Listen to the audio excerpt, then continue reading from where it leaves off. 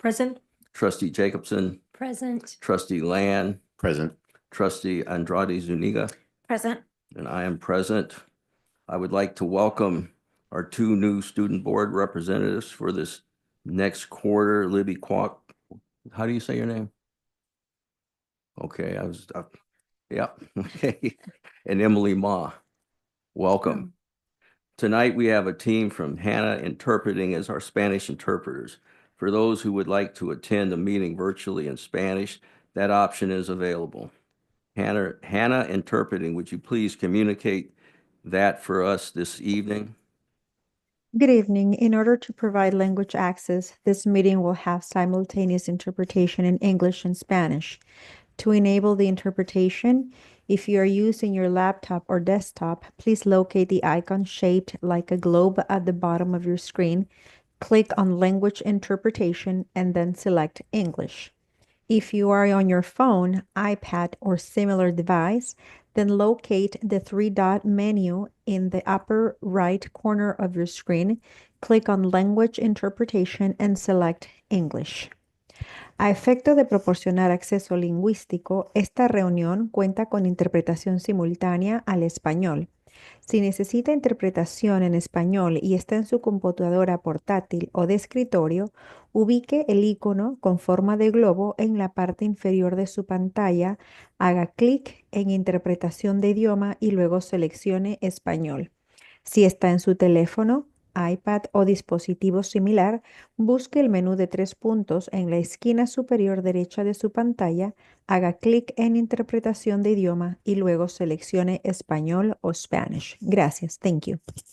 Thank you. If you wish to view closed captions of this meeting, please view the meeting on the SMUHSD board meeting YouTube channel. The link to the YouTube channel can be found on our website. You may view the captions in English as we live stream our meeting tonight, and you may view the captions in a variety of other languages if you choose to watch after this meeting has ended. Viewers may request additional accommodations by calling 650-558-2201. That's 650-558-2201. For our deaf and hard of hearing community, we have a team from Hannah Interpreting Services, and they will be interpreting our meeting this evening. We would like to ask everyone to speak at a clear and reasonable pace for our interpreters. Thank you. Okay. Before we actually salute the flag with the Pledge of Allegiance, I'd like to ask for a moment of silence. We lost two educators probably in the last week, and it was Charles Douglas and Buzz Williams, and they both had at least 33 years in this district, and they were truly outstanding educators.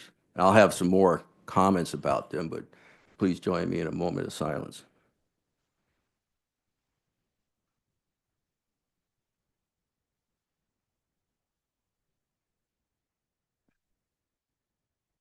Thank you.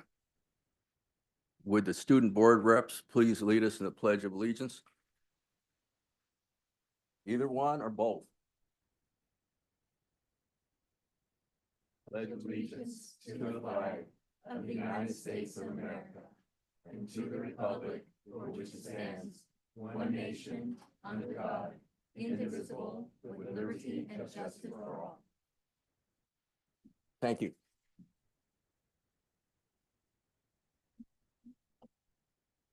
Report of actions taken in closed session.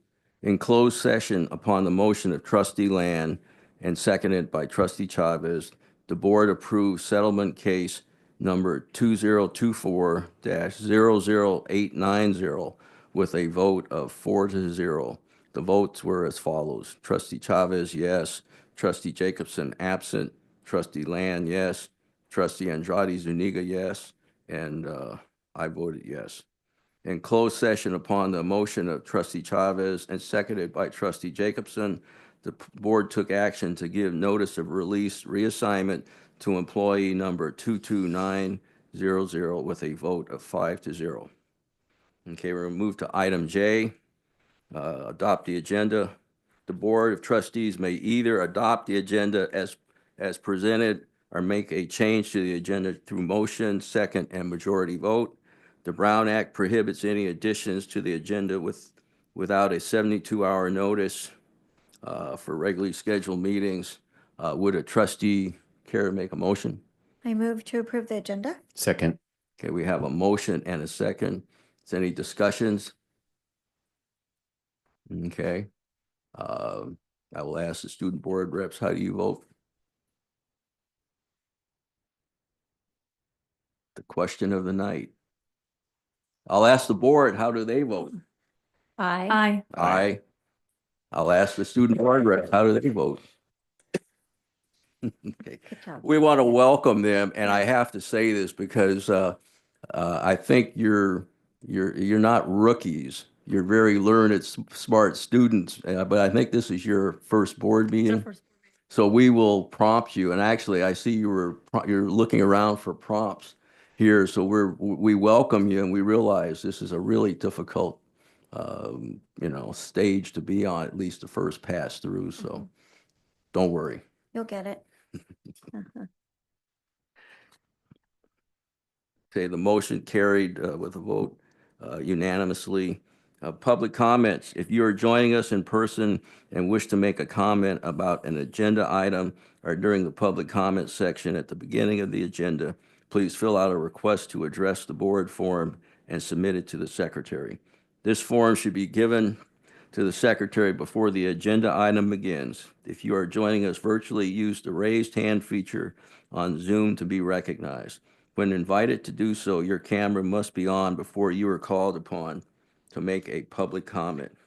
We will call on you to begin your comment once we have promoted you into the meeting. If your camera is not operational, please email your comments to the Board of Trustees at board@smuhsd.org. Please note that comments are limited to 3 minutes. The board president may increase or decrease the time allowed for public comment depending on the topic and the number of persons wishing to be heard. Okay, I see.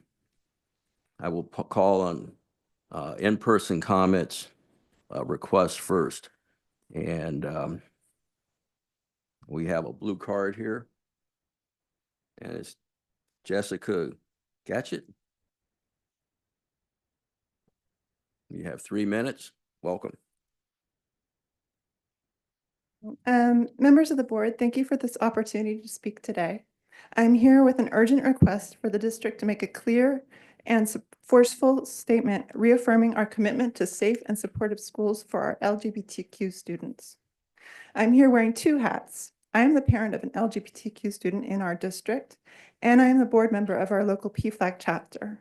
In my PFLAG role, I work with other volunteers helping families support the LGBTQ children and advocating for their equality and safety. Our local chapter has been doing this for over 40 years, and as a parent and volunteer, I am certain that we all know how school policies directly impact the well-being and academic success of our children. My child's school has been a wonderfully supportive place, and I'm grateful daily for the teachers and staff who have made my child feel welcome and safe. Because of them, my child has thrived and grown even beyond my own high expectations. However, this growth and visibility now feels precarious with the sudden shift in our national climate. Right now, anti-LGBTQ groups and our own federal government are making a powerful campaign to very literally erase the identities of transgender people. Through lies and false information, they are planting the seeds for intolerance, hate, and dehumanization. Their statements are already being echoed in the hallways of our schools, magnifying LGBTQ students' fear and uncertainty about their future in our schools. And when we are quiet, those spreading hate control the narrative. While I appreciate the district's previous supportive comments, our LGBTQ students need more. I know our LGBTQ students are watching and waiting to see if the schools will stand up for them. Every day they do not hear from you is another day that they question their value and safety. I have provided you with examples of strong supportive statements from the Santa Clara County Office of Education and the San Francisco Union School District. I urge you to act on this now with our own message to our students and make our support loud and clear. Thank you. Thank you.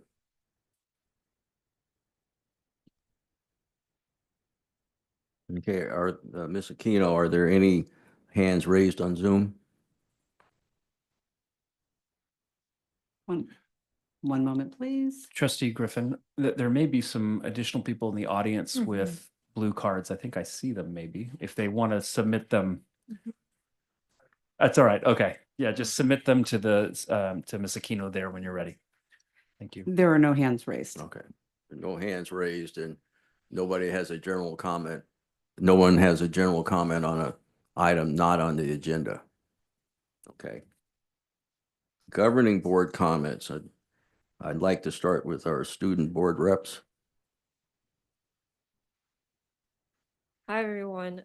We're super excited to be here today. A little nervous, as you can see, but my name is Libby, and I'm a student rep from Burlingame High School and also on the Student Board Council. A little bit about myself is that at Burlingame High School, I'm the president of the Students in Action Club, which is a service club. And right now, we're actually doing a huge school-wide initiative to support the LA wildfires. And then I'm also interested in economics and computer science. Hi, everyone. Nice to meet you. I'm really excited to be here as well. I'm a student rep from Aragon High School, where I'm part of my student government.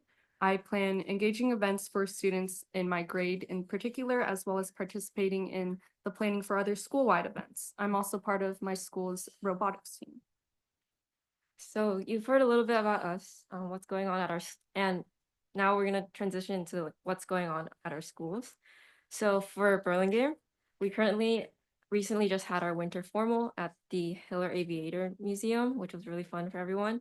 Right now we're in the middle of School Olympics, which I participated in, the soccer event.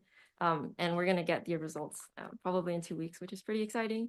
We have our drama play, The Something Rotten, which will be really exciting for everyone to watch. And then our wrestling team is going to CSS. Or CCS, my bad. Yay. And at Aragon High School, right now we're in our underclassmen versus upperclassmen Spirit Week. Today was Barbecue Dad versus Soccer Mom Day. Hence, Oh in my my goodness. shirt. And we're really excited to be hosting our Valentine's Day school-wide rally tomorrow. We're also really excited to have our winter formal on Saturday, excuse me, and it'll be at Devil's Canyon Brewery. And now, so a little bit about Student Board Council. At our very last meeting, we learned more about the history behind school boards. We learned that in the past, before school boards were a thing, education primarily catered to the wealthy and male population. And thankfully, after school boards were created, they helped to increase diversity and reflect the many different views that make up our communities. And then looking into the future, both Emily and I will be participating in the AI task force as well as other fellow student board council members to provide feedback on how we're going to integrate it into education workflows for the district. And then lastly, we're looking forward to our next student board council meeting on February 19th, which is next Wednesday. And we want to thank you for giving us the time to speak today. So we're excited for this meeting. Okay, thank you. Trustee Land. I'm going to keep it really brief. I'm still getting over a cold and I have a really bad sore throat, so I don't want to talk too much. But I'm just in the thick of it and I'm glad to be back. I'm sorry I missed last meeting, but I was doing a talent show with my students, 8th grade girls. We were all mascots and I was the Trojan. And we did a dance routine. So I'm going to need a little advice and help next year. So Is there a video of that?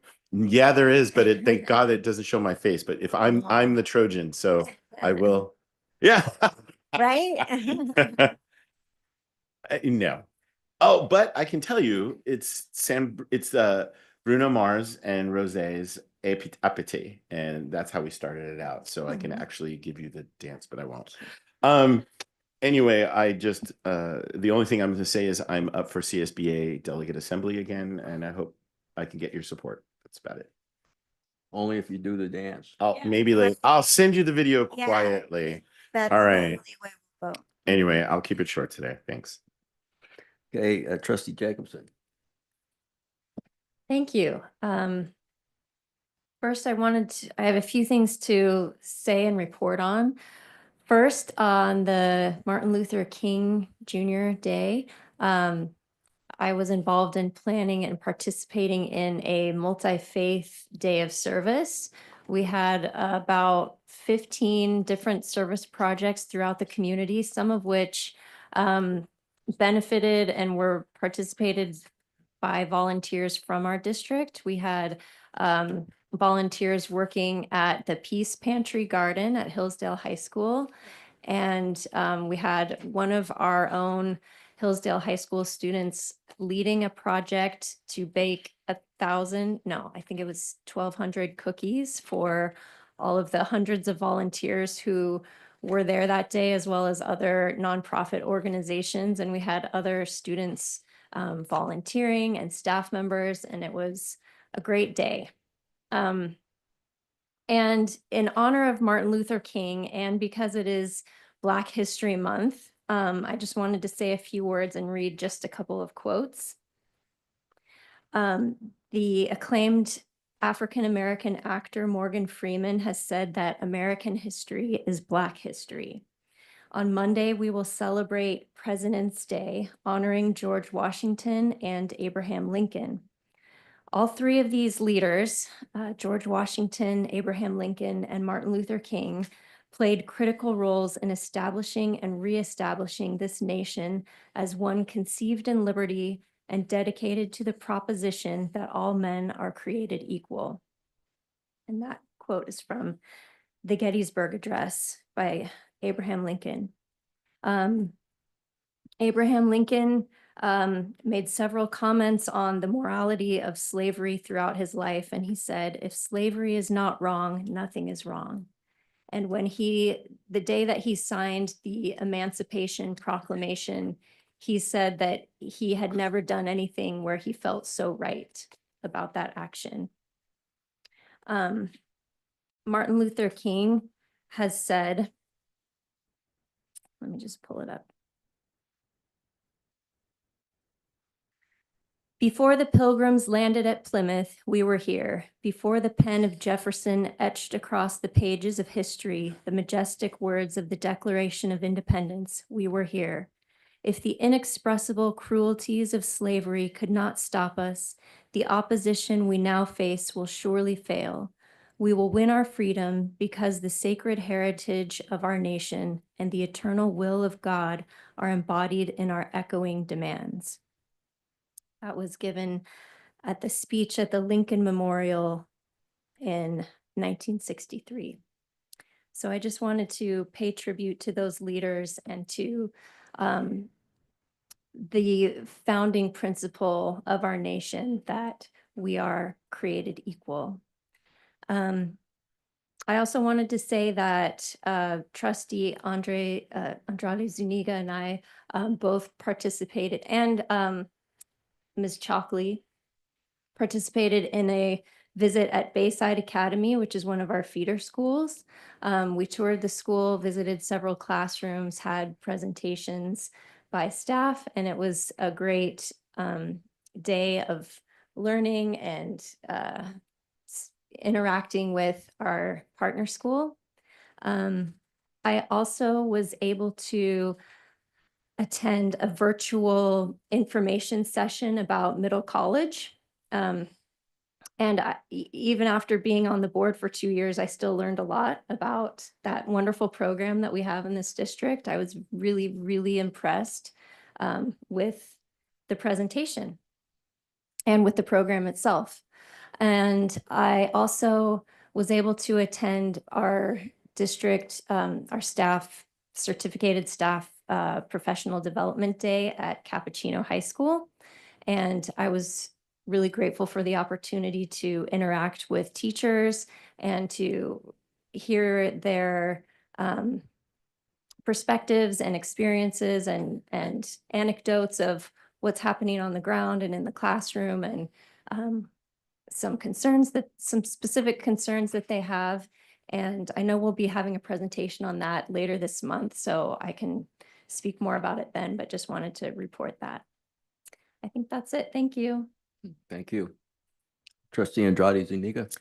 Yes, thank you very much. Yes, just like Trustee Jacobson said, we attended our partner district visitation. It's always really nice to go back to the elementary and middle district because it's like that's where it starts, it's the education journey. It was adorable to see the kindergartners learning their letters and the way in reading and all that. It's really cute. It is very different than, than high school. And so it was just nice to go back and see where the fundamentals are. That's always great. And our partner districts are amazing. That's where we get our kids from, and we all kind of learn from each other. There are things that we bring back here and that they can learn from us. So we're all in this together. So it's a little chain. So it's kind of nice. And it's nice to see people that we don't get to see all the time and spend some time. I attended the Black Educators. Um, it was a celebration for Black History Month last week. There were a few folks from the different high schools that showed up, and we just broke bread together and just were in community with each other.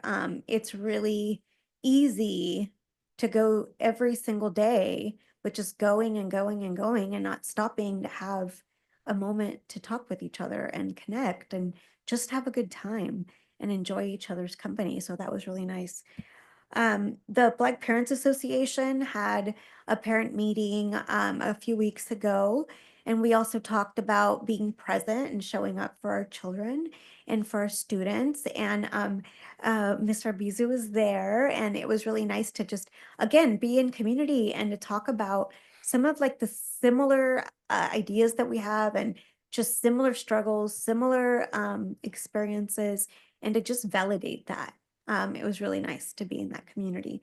I attended the Horton Community Schools PTA had a luncheon for their educators. I have not been able to go to that luncheon ever since I've been on the board. And so it was really nice to be able to attend that.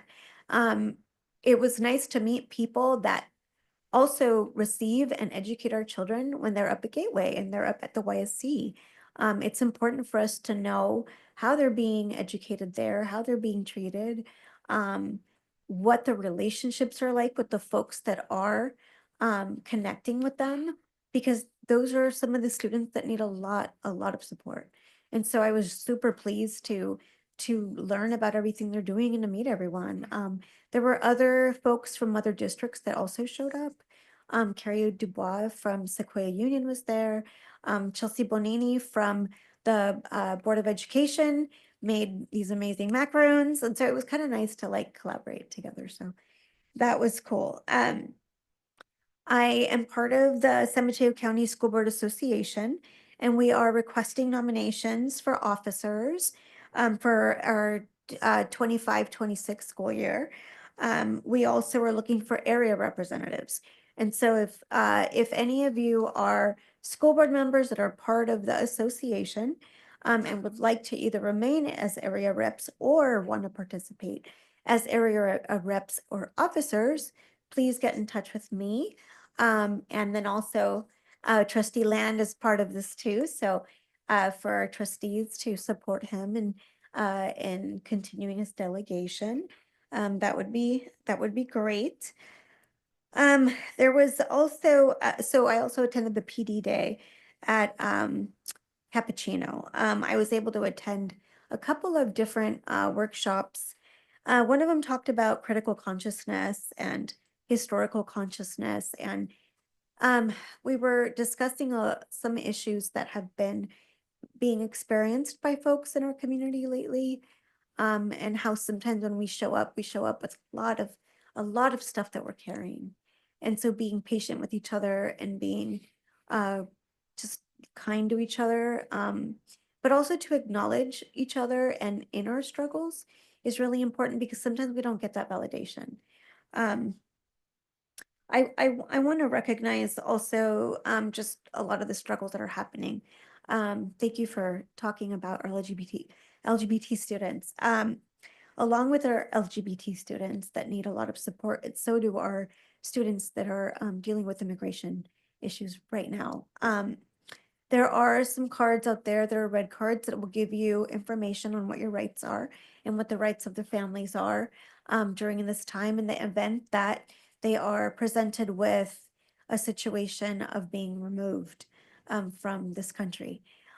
Also, in terms of hate and being supportive of each other and standing up for each other. If you see something that's not right, say something about it. We have to stand up for each other, especially right now.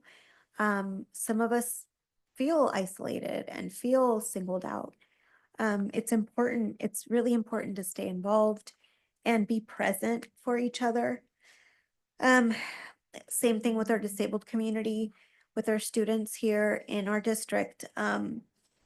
There are situations happening in our federal government that are not supportive of our disabled students, which really concern me. I mean, for the obvious reasons of being disabled, and also because I am the executive director of a nonprofit that serves folks with disabilities. And we have youth programs that are geared towards our youth with disabilities. Our funding that we receive is extremely important for the transitions of our students into adulthood and into the opportunities that all students have, mostly from students that are not disabled. So it's very important for us to be aware and pay attention to some of those things that are happening in our government. And again, stand up for those that are not able to be involved or able to have those voices presented. It's again, it's also a matter of being there for each other so people don't feel so isolated. And that's it. Those are my comments. Thank you.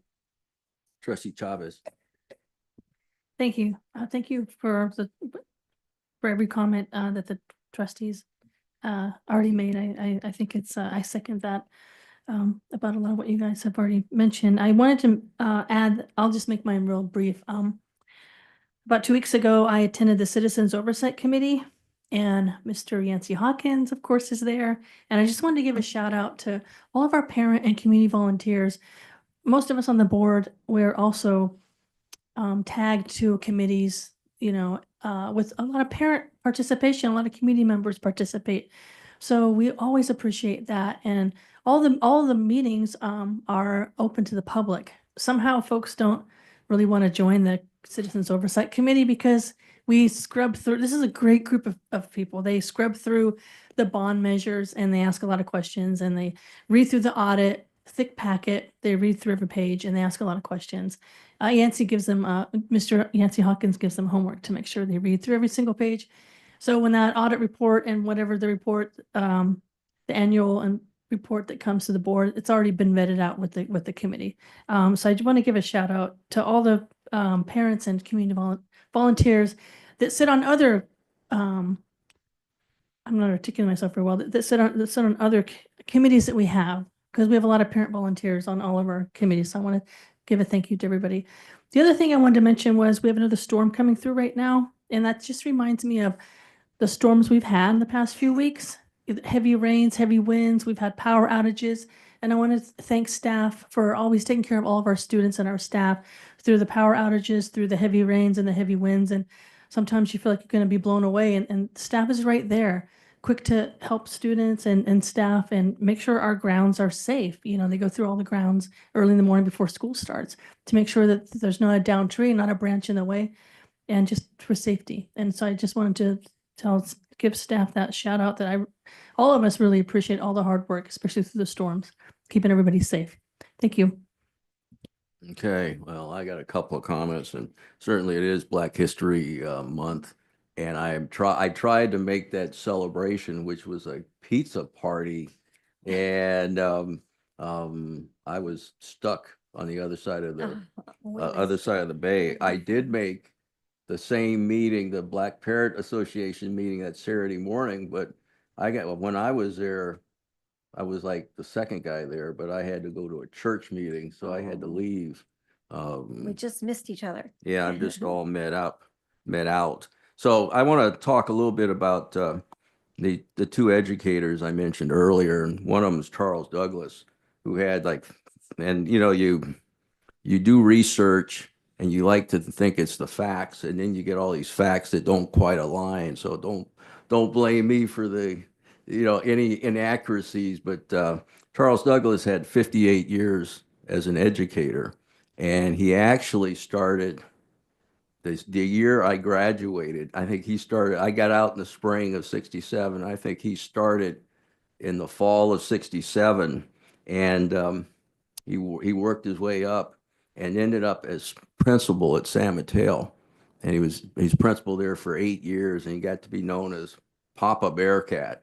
And that's back when San Mateo became Mateo also. So it was a lot of stuff going on. I really think of Charles as a person, and all the principals that are listening, and all the principals and administrators in the room, I wonder how you're able to know all the students' names in that, on your site.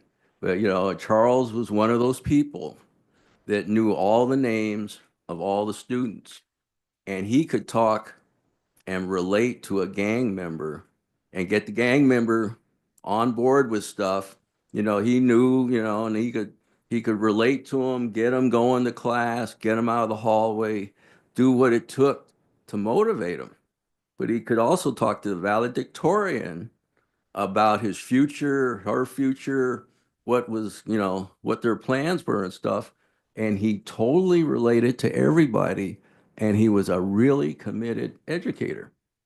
I mean, he just embodied what it means to be, the educator there. So, and the other thing, and this is one of the, where I get my advice and counsel, sitting around at football games, and I would sit at a football game with somebody like Charles Douglas, and I'd be chewing on an issue, and I'd just, solicit, what do you think? And sometimes you get really good opinions, really candid opinions from people in an informal setting where people are comfortable. And, a lot of times he didn't have a vested interest in an issue, and he would kind of, the pros, the cons, and whatever. And he was a really good sounding board for me. So I really appreciated his input, his advice and counsel. And he was a great guy. Also a tennis player, and had a sporty little 356 Porsche. So Buzz Williams was actually Rolf Buzz Williams. And I think he started at San Mateo the same year I did, which was 1963. And he was actually my football coach. And I don't know that I liked him as much as my football coach, as I respected and loved the guy, after I got out of school. Um, he actually put together some impressive records. It's like his football record was like 201 and 90 and 5. And he had a 29 game consecutive win streak, which is like forever in high school sports. And he was also the golf coach. And I think let's see, the golf team went undefeated for 3 straight years. Wow. So, I mean, I wish I had known that, because I was like focusing on swimming and football, and now I'm focusing on golf. I'm like, geez, I should have been there trying to play golf in high school, and I probably wouldn't be as bad as I am today. So, but I always called him coach right to the end. He taught, he taught character. Um, he taught you how to face challenges, push to your limits, carry the lessons of life into the future. And I think both of them really helped develop people's character. And I think I really admired that in both of them. So they'll be missed. So anyway, those are my comments. So, and I apologize. This is like a stroll down memory lane, and I'm the only person walking down memory lane because everybody else is like, okay. It's so interesting though. I mean, that's history. Well, so you history. know what's going to happen. you lose the legacy Yeah. and you lose a lot of the history. And you don't have to live in a history, but certainly it helps you understand the background of the district as we move forward.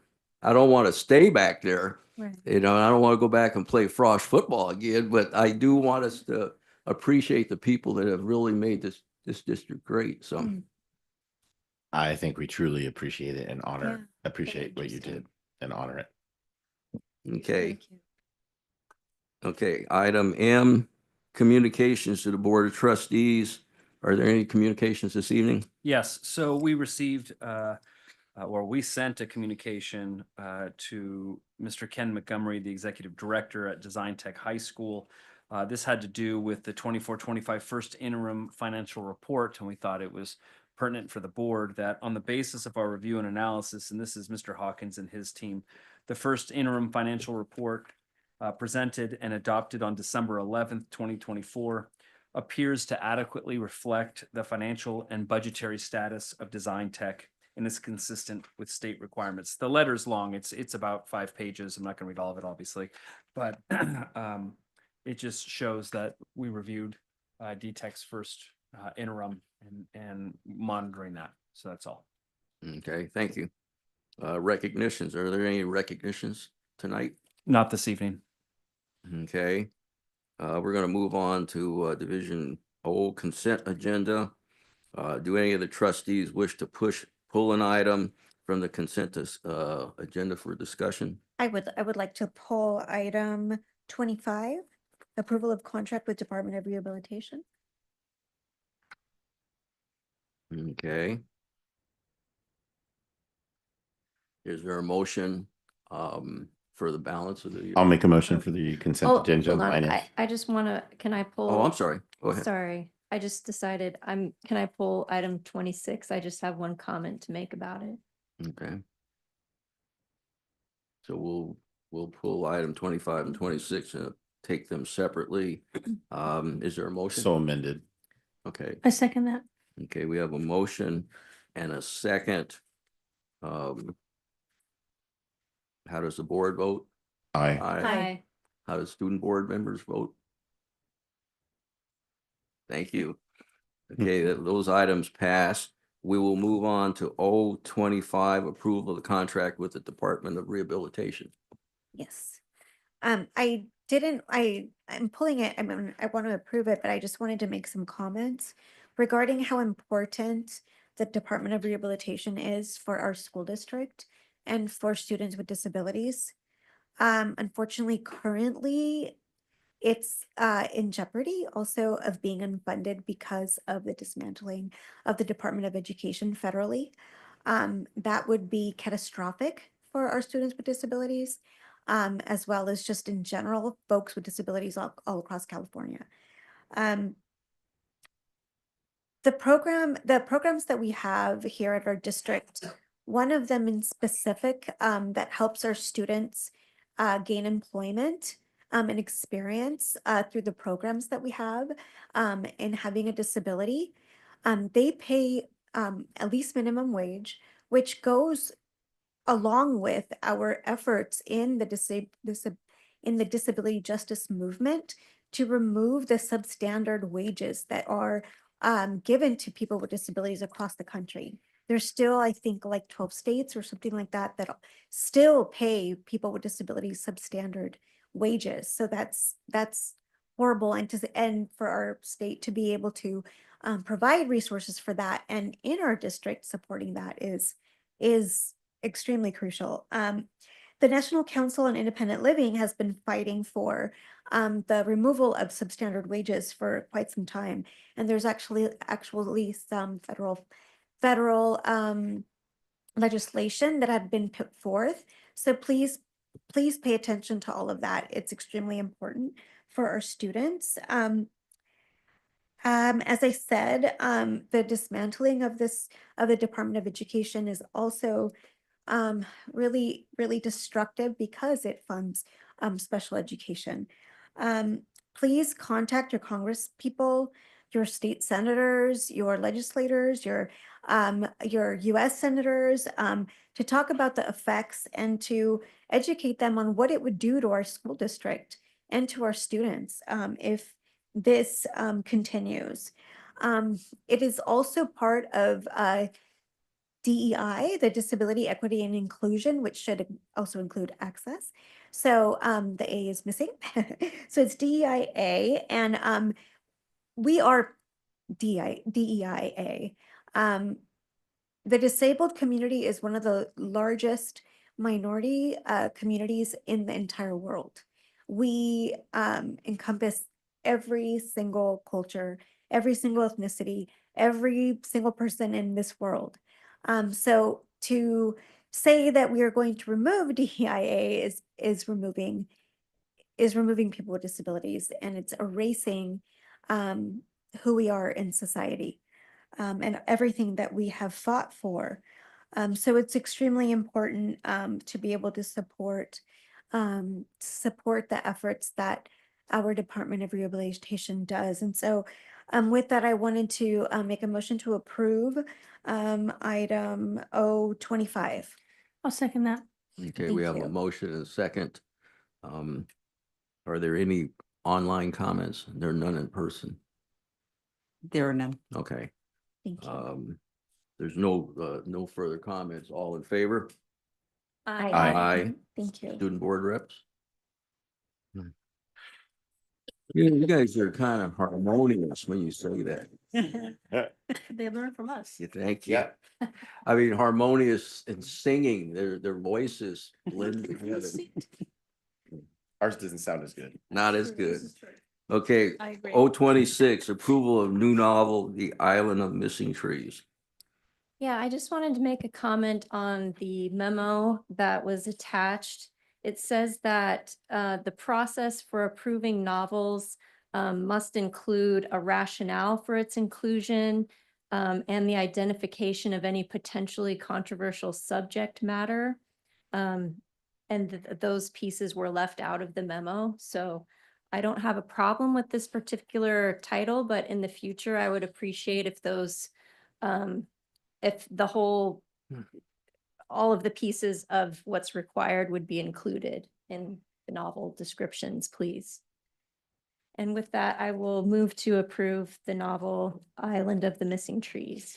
I second that. Okay, we have a motion and a second. Any comments online? There are none. Okay. Any further discussion? Okay, all in favor? Aye. Student board reps? Thank you. We'll move on to regular reports, report of the superintendent. Thank you very much. I'll try to keep this brief.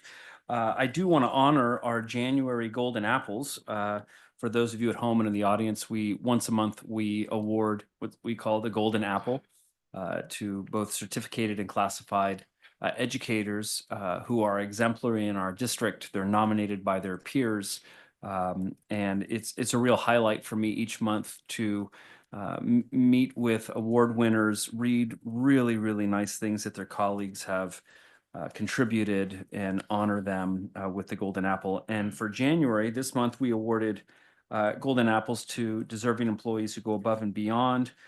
We awarded 2 Golden Apples to classified staff members. Lori Durham is a health aide at Mills High School. Her principal, Pamela Disniski, said, Lori is a compassionate and caring person who cares deeply about supporting students. She is the #1 trusted adult on campus for many students, and she gives her time and her energy to our Latina mentor program, creating rich and lasting mentorships for the members that truly connect them in a significant way to the Mills High School community. Lori's energy and positive attitude is admirable. And so we're so fortunate to have Lori at Mills, and she is so deserving of this honor. So I just want to say big congratulations to Lori Durham. And then we also have Justin Doppy is a district-wide electrician. Our director of maintenance, operations, and facilities use, Linda Carlton, wrote, Justin exemplifies excellence in his role as an electrician, consistently demonstrating the qualities that make him a cornerstone of our team. Justin is a highly skilled professional whose expertise spans every aspect of his trade, whether addressing complex electrical issues or ensuring the seamless operations of our facilities. He approaches every task with a level of competence and precision that sets him apart. And beyond his technical skills, Justin is a dependable and invaluable team player. He is always ready to collaborate, share his knowledge, and lend a hand whenever and wherever needed. His ability to work seamlessly with colleagues and adapt to challenges make him an integral part of our operations. Justin's exceptional work and his work ethic and his quiet dedication are truly inspiring. And so big congratulations to Justin for being awarded the Golden Apple. And then lastly, and certainly not leastly, I would love to introduce and welcome Kevin Sanchez to the podium, who was appointed by the board as our district's new General Manager of Facilities Use. He joined the district in January of 2022 and served as the Facilities Use Manager before being promoted to this new role. Kevin has been integral in increasing the revenues to an all-time high of $2.7 million in the 2023 and 2024 school year. This is especially impressive because coming out of the pandemic, revenues were down to a whopping figure of 0. Please join me in welcoming Kevin Sanchez, and really, Kevin, congratulations on the appointment. Yeah. Thank you very much. I appreciate that very much. Yeah. Yes, it was certainly when you're starting at 0 and working your way up, you have nowhere to go but upwards. Good evening, members of the board. As mentioned, my name is Kevin Sanchez, and I'm honored to be serving as the new General Manager of Facilities Use. Thank you for the opportunity to be here this evening and for allowing me to take on this new role for the San Mateo Union High School District. Having worked for Facilities Use for the past 3 years, I feel well prepared for the challenges ahead, and I'm genuinely excited to serve both SMUHSD and the broader community in this capacity. I want to extend my sincere gratitude to Linda Carlton, Yancey Hawkins, and Superintendent Booker for their trust and support. I'd also like to acknowledge and thank Charlie Royce for his leadership in shaping the Facilities Use Department and his invaluable mentorship during this transitional time. The San Mateo Union High School District is fortunate to have outstanding and beautiful facilities, whether that be the theaters, our athletics, or the schools in general. Those facilities are made possible by the support of our community as well as everyone in this room. The Facilities Use team and I take great pride in collaborating with local organizations to ensure these spaces are accessible and are well maintained. Additionally, I think a primary concern and a primary responsibility for our department is keeping our facilities safe and in excellent condition so they can continue to benefit SMUHSD students for many years to come. Thank you again for this incredible opportunity. I look forward to working with you all. Have a good evening. Yeah. Thanks. Thank you. Congratulations. Congratulations. Yeah. Thank you. And that's all I have tonight. Okay. Report of the District Teachers Association representative. I'm trying to promote Mr. Childress, but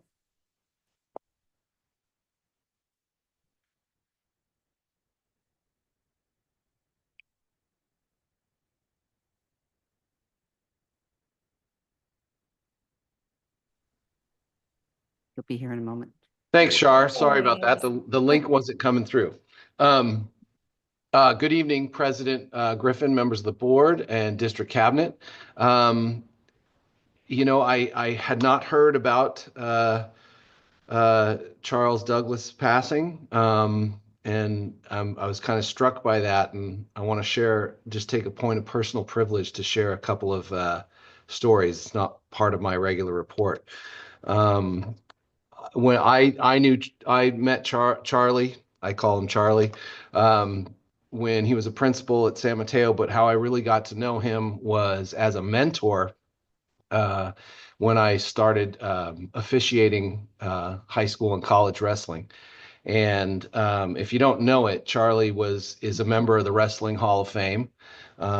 He was the first African American to officiate the NCAA Division I National Wrestling Championship.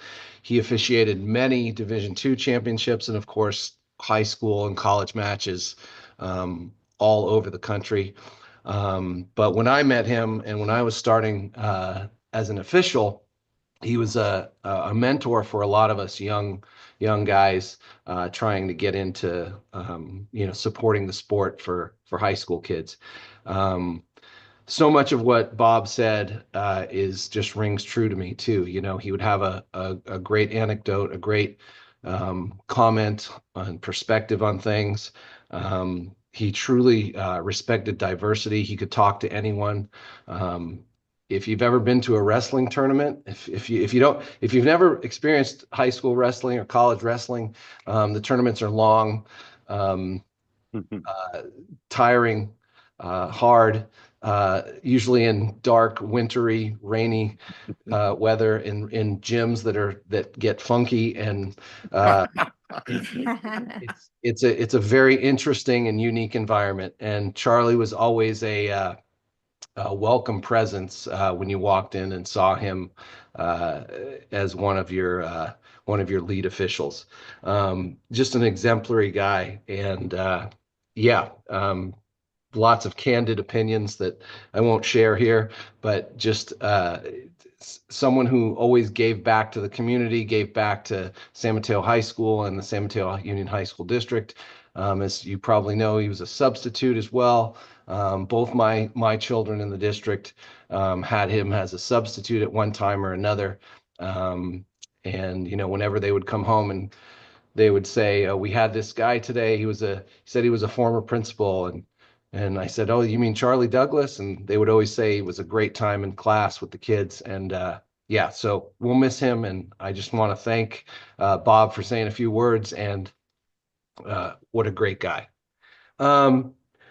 Moving on, I want to echo what Trustee Andrade Zuniga said, and what Trustee Jacobson referred to, and really what the speaker tonight referred to as the sudden shift in our national climate. I think it's beyond compare, the changes, and sudden doesn't quite put it strongly enough. I think it's a shocking shift in our national climate.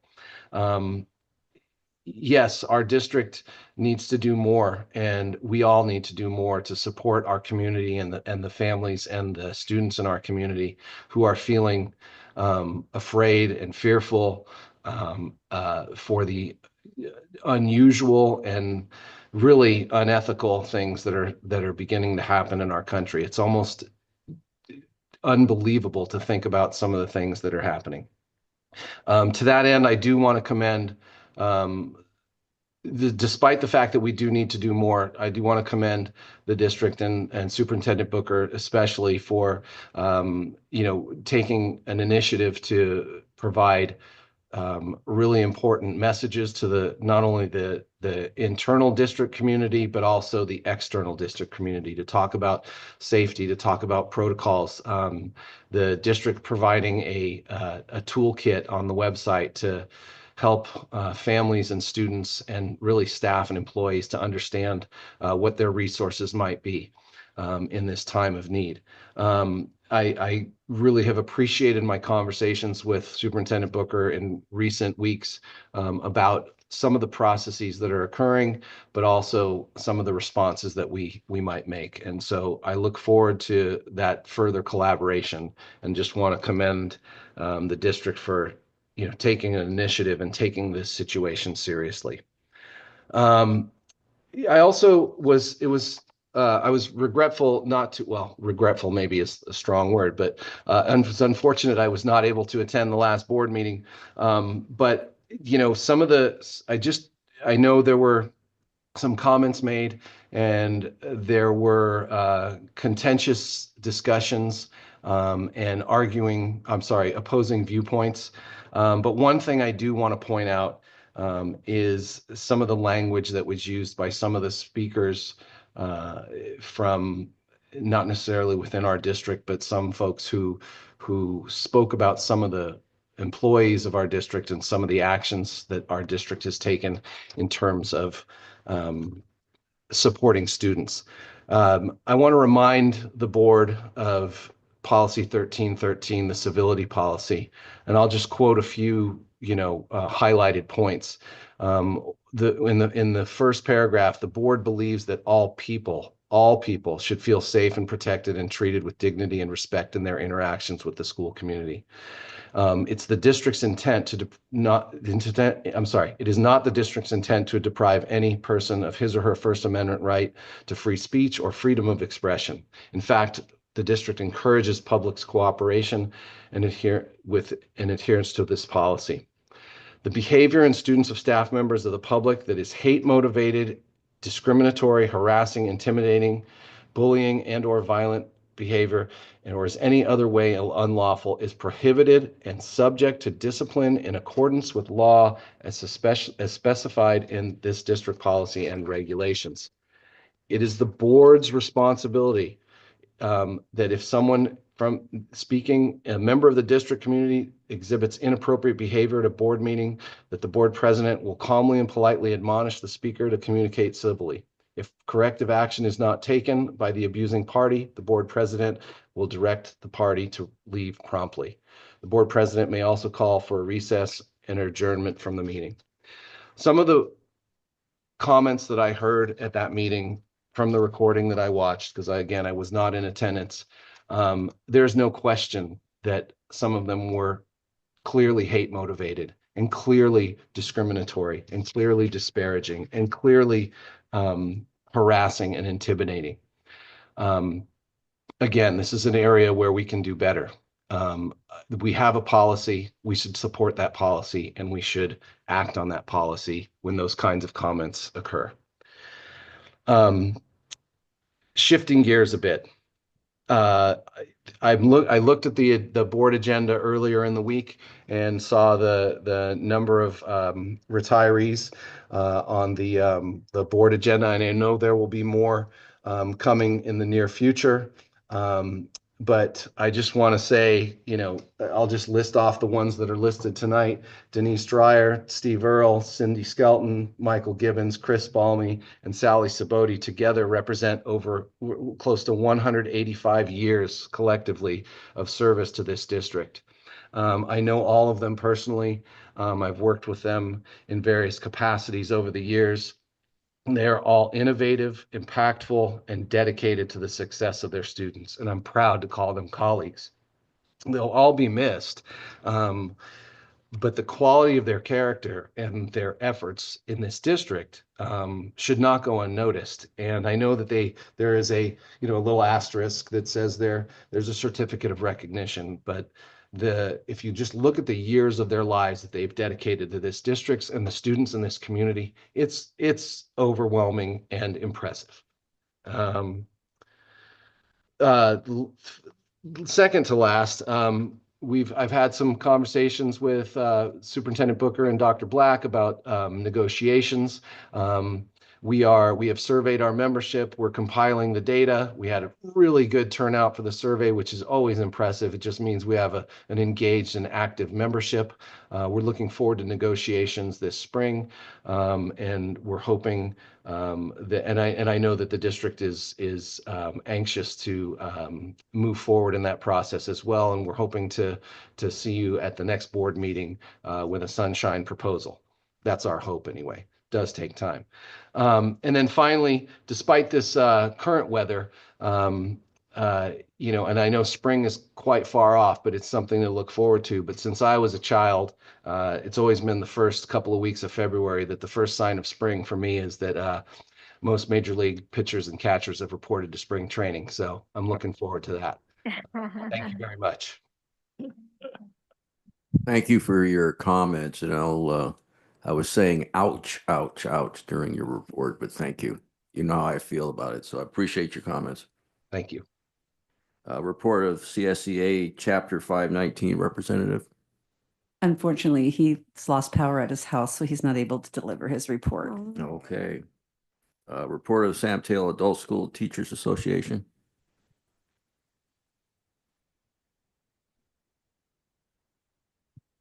Hello. Good evening. So I'm Jerry McGovern and I coordinate the Active Adult program through the SMACE. Thank you, Board President Griffin, Vice President Terry Chavez, board members and Superintendent Booker for the opportunity to speak. We, the AFT, CFT Union, and staff of San Mateo Adult and Career Education Campus are here to share updates from our campus with you. So we've got a triumphant return. Good news here after a 3-year hiatus. The student council is back and stronger than ever. And it doesn't get better than that. Talk about spring, and new things coming forth and blossoming. Yeah, so it's really energized the campus. That's always a good thing. We extend our heartfelt congratulations and deepest appreciation to the bold and brave students who stepped up and ran for a place at the SMACE table. Your dedication to representing your fellow students is really commendable, and we celebrate your commitment to making a difference. We celebrate your commitment to making a difference. Thank you. And we're just thrilled to see you in positions and ready to lead the way. So the morning candidates were, the president was Eva Ananina, Maria Azip, and then the vice president was, I hope I say this correctly, Kaltoum Medeb Jabali and Mary Soon and Jose Luis Mendez. And then the evening candidates, quite a few people. So the president was Quinan Tochek and Hien Ho. And the vice president candidates were Henry Meneses and Samjana Sharma Pudel. So there's a new era. We have a new era of student leadership. And a wave of excitement and anticipation swept through the student body last week throughout the campus as we elected our new student council officers, demonstrating true tech savviness as the entire election process, from the informative candidates forum to the final vote was conducted online and making a significant step in embracing digital literacy. So good things are happening. Adding to this celebratory atmosphere, several of the beloved SMACE alumni returned to the campus and to lend their support and enthusiasm to the election process. And we're all thrilled to announce the newly elected leaders who will represent the student body. So the morning cohort is the president is Maria Azip and vice president Kaltoum Medeb Jabal, and the student liaison, Eva Ananina, and student liaison also is Jose Luis Mendez. Evening cohort, we have as president, Quinan Tocha, and vice president, Henry Meneses, secretary, Hien Ho, and student liaison, Samijana Sharma Pudel, and forgive me if I mispronounce the names. I practiced. This week marked the beginning of their leadership journey as representatives from both our morning and evening cohorts convened for the first student council meetings. And we're confident that these dedicated individuals will bring fresh ideas and a strong commitment to serving their fellow students. And you can really feel that enthusiasm manifesting as a fresh pulse on campus. Adding to the excitement, 12 students from the student council and student ambassador programs have been selected to represent SMACE at the CCAE Bay Section Conference in Fremont on February the 22nd. And they'll play a vital role in the panel discussions focusing on the importance of immigrant student engagement in both school and community. This is a fantastic opportunity for our students to share their perspectives and contribute to this important dialogue. So we're incredibly proud of their dedication. And again, we supportively look forward to their contributions. So our theme at SMUHSD is gratitude. Via our collective bargaining agreement, we're grateful for number one, compensation, the salary increase. Steps 1 to 6 of the salary schedule were negotiated December 2024 and increased by 4%, retroactive to July 2024. And the workshop rate will increase to $37 per hour effective January 2025. Amendments effective July 1st, 2025. Master's degree stipend. Teachers with a master's degree will receive a $750 annual stipend, prorated for part-time teachers working less than 30 hours per week. Salary placement for master's degree holders, teachers with a master's, and 9 years of service will be placed on step 5 of the salary schedule. Teachers with a master's and 12 years of service will be eligible for placement on step 6 of the salary schedule. Good things are happening. So work year, Article 7 amendment, the academic calendar, the SMUHSD must finalize the academic calendar by September the 1st of the preceding year. And modifications are permissible after conferring with the union if circumstances change. And we want to thank and acknowledge our negotiations team. Kelly Underwood Rosmus, Jeannie Diamond, Jesse Taliaferro, and Lynette Garcia, our union officers and members who work tirelessly to secure our added benefits. And we also want to thank the San Mateo High School Union District for their participation in fair and equitable negotiations that made this possible. So thank you for that. Thank you. Upcoming events. In honor of Black History Month, the adult school will host its second annual staff celebration on February the 27th. This year's event will explore the contributions of African American inventors to American society and feature a celebration of African American cuisine. You know, we're also, we had this set up last year, and we will again in the lobby have the 2 glass display cases featuring some of the paintings from a few of our students, our African American students, and they'll be there as well if you'd like to discuss with them their process. And we did that last year. In fact, we invited some of the advanced ESL students over to the reception, and it was wonderful, the discourse, and wonderful for the students and the artists as well, to be recognized. I really urge you to stop by and take a look, because their paintings are beautiful and inspiring and all the good things. So as we move on forward here, I wanted to just share with you something from the CFT president, Jeff Friedis. It's paraphrased by SMUHSD Union VP Lynette Garcia.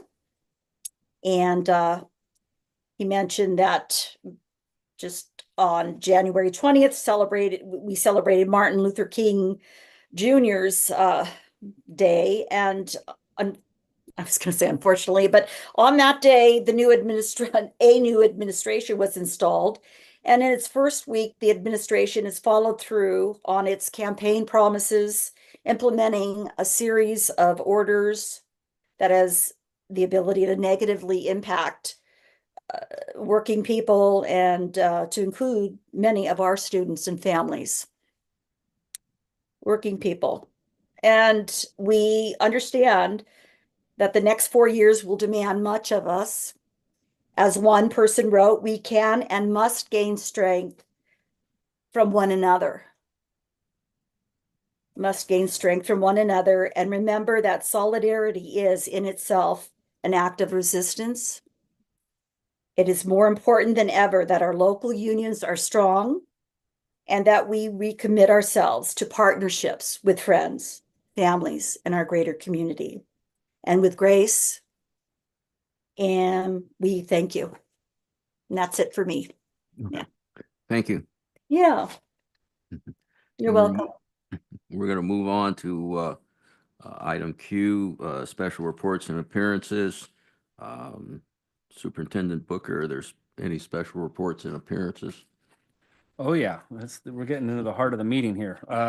This is I'm introducing Valerie Arbizu, Yancy Hawkins to talk enrollment recommendations, which is a cornerstone of how we develop our budget, how we develop section allocation at school sites, all those things. So with that, I want to welcome Ms. Arbizu. Thank you. Yep. There we go. Yeah. Good evening, everybody. Happy February. My name is Valerie Arbizu. I'm the Interim Director of Student Services, and I worked closely with Mr. Hawkins to put the enrollment figures together this evening. So we'll go ahead and click right through. Wicked. I like the technology. So we'll take a look first at the enrollment projections that we took a look at. If you can take a look at 2024, that is our current year. So coming into this year, we did anticipate, again, like a slight reduction in our overall enrollment district-wide. Going into next year, you'll start to see a bit of an increase for the next 4 years, going up about 1.6%, 2.1%, 2.5%, and then we'll start to stabilize around the 2028-29 school year. And then beginning in 2029, we'll start to decrease just a little bit. We're seeing that from our neighboring school districts as well. Many of them are in the decline phase. We're kind of on a bubble right now that they kind of sent up to us. So our enrollment recommendations are on this particular slide. And before I get too deep into the details here, I did want to draw your attention to the darker gold elements there for Burlingame and Cappuccino. We took a moment to do a quick reset in how we were counting all of the students who were attending our schools. So last year, the enrollment capacity for Burlingame High School was 1510. And that was for all of the students who were enrolled in grades 9 through 12, but it didn't include the students who were on campus for the adult transition program. And the same thing for Cappuccino High School. So Cappuccino had an enrollment capacity that was board adopted of 1,000, but they have about 30 adult transition program participants. So we wanted to make sure it would be a little easier for principals and administrators as they're opening up their student information system. So when you open it up, the first thing you see is your enrollment for the day and kind of an enrollment encapsulated over the course of the last few weeks. And you have to do some really quick math and go, wait, I don't have, 1,585 students. Do I really? It feels like I have fewer than that, but they really do have that many. So that's what that enrollment adjustment is. It's not a change in dollars spent. It's just including all of the students in that number. So moving along in the columns here, that first column were the board adopted capacities for the current school year that we're in. And then that second column is just an adjustment to include the adult transition students. The third column was the present enrollment as of February 6th, and that was a live count for all students enrolled in all programs attached to those schools as their home site. So for example, I'll use Aragon as an example because it's right at the top there. Aragon had 1,662 students enrolled at that site. That included all kids who were attached to Aragon, including students in independent study, if they were attached to middle college, if they were in e-college, home hospital programs, all of the programs attached to Aragon is included there. As of Monday, we have 1,618 students enrolled for Aragon High School, and the same thing with all of the other numbers going down. Some of the schools have higher enrollments right now because we're still waiting for parents to decide whether they're going to send their students to our schools or if they're going to go to a private school. So there will be some fallout from some of those numbers. So when we look at the projected enrollment per power school, that takes those students who elect to go to private school into account. The second to last column there is our projected enrollment per power school, removing the students from our special day classes. So that would include the adult transition programs, that would include Bay Academy, just to get a general sense of who would be participating in the general programs or the mild moderate programs at each of those sites. So our recommended board adopted capacities, including the adult transition programs, are in that far column. So we'd be going up from our current enrollment right now, from the adjustments of 8630, we'd be popping up to about 8735. So we're going up about 100 to 110 students overall. Okay, do you have any questions about the numbers? No? Okay. Our projected enrollment overall include, yes. Sorry, can you That's go okay. back? I can. I was processing while you were asking the question. No problem. I'm trying to figure out, so you said there's about 110, did you say, additional students in the total? Yes. And those are allocated, it looks like there's additional students at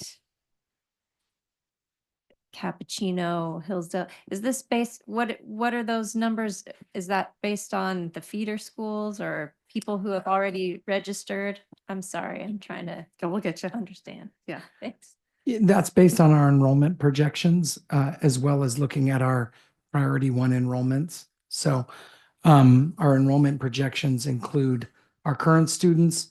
It includes the cohort movement. So taking into consideration every year, how many freshmen become sophomore, how many sophomores become juniors, juniors become seniors, as well as we always look at that in relation to our priority one enrollments. And we have some history around how many of our priority one enrollment students end up going there. So our projection is about 110 additional for this year. Okay, and then my other question is, what is the asterisk on the peninsula or the PHS bridge row indicating? What's the asterisk for? The students who are included in the Peninsula and Bridge numbers, we don't know exactly who they're going to be yet. So we don't have good data coming from our Power School projections to determine how many Bridge students we may be getting. And then our Peninsula numbers have been undulating lately. So we're waiting to see exactly how many students will be there. On average, we have about 220 students over the course of the year spread between those two programs. I see. Okay. Is there a reason why those are lumped together? Yes. Yeah, they were lumped together because when the 24-25 board adopted capacities were there, Bridge did not have a CDS code, so it was not a separate. We've now completely separated Bridge and Peninsula. But for this report, since we're comparing 24-25 and 25-26, we've put them together. In future years, they will be split up. Okay, that makes sense. Thank you. You're welcome. So on that, what would be the break? I mean, it sounds like, we started with 220, where the goal is 220. What's the breakdown between Bridge and Peninsula for the prediction for the future? I'd have to double check, but I believe it is 145 and 80. Yeah. Okay. And current enrollment, like as of today, Peninsula has 142 and Bridge has 68. So we're right around those numbers.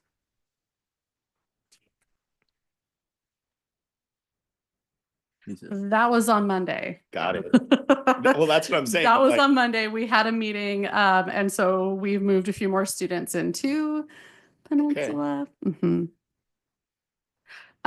Yeah, so that was, we don't have all of the bridge students, so we've removed all of the 12th graders. So Peninsula is primarily, it's all 11th and 12th graders with a handful of 10th graders. So the 114 is 11th graders who are moving up, along with a few more students that we just identified to go in the fall. And then we'll see how many join them.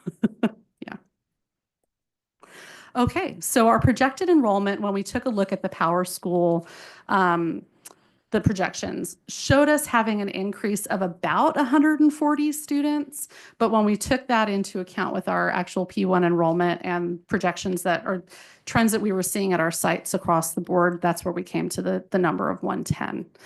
Again, some of our local enrollment in our partner school districts, they are declining.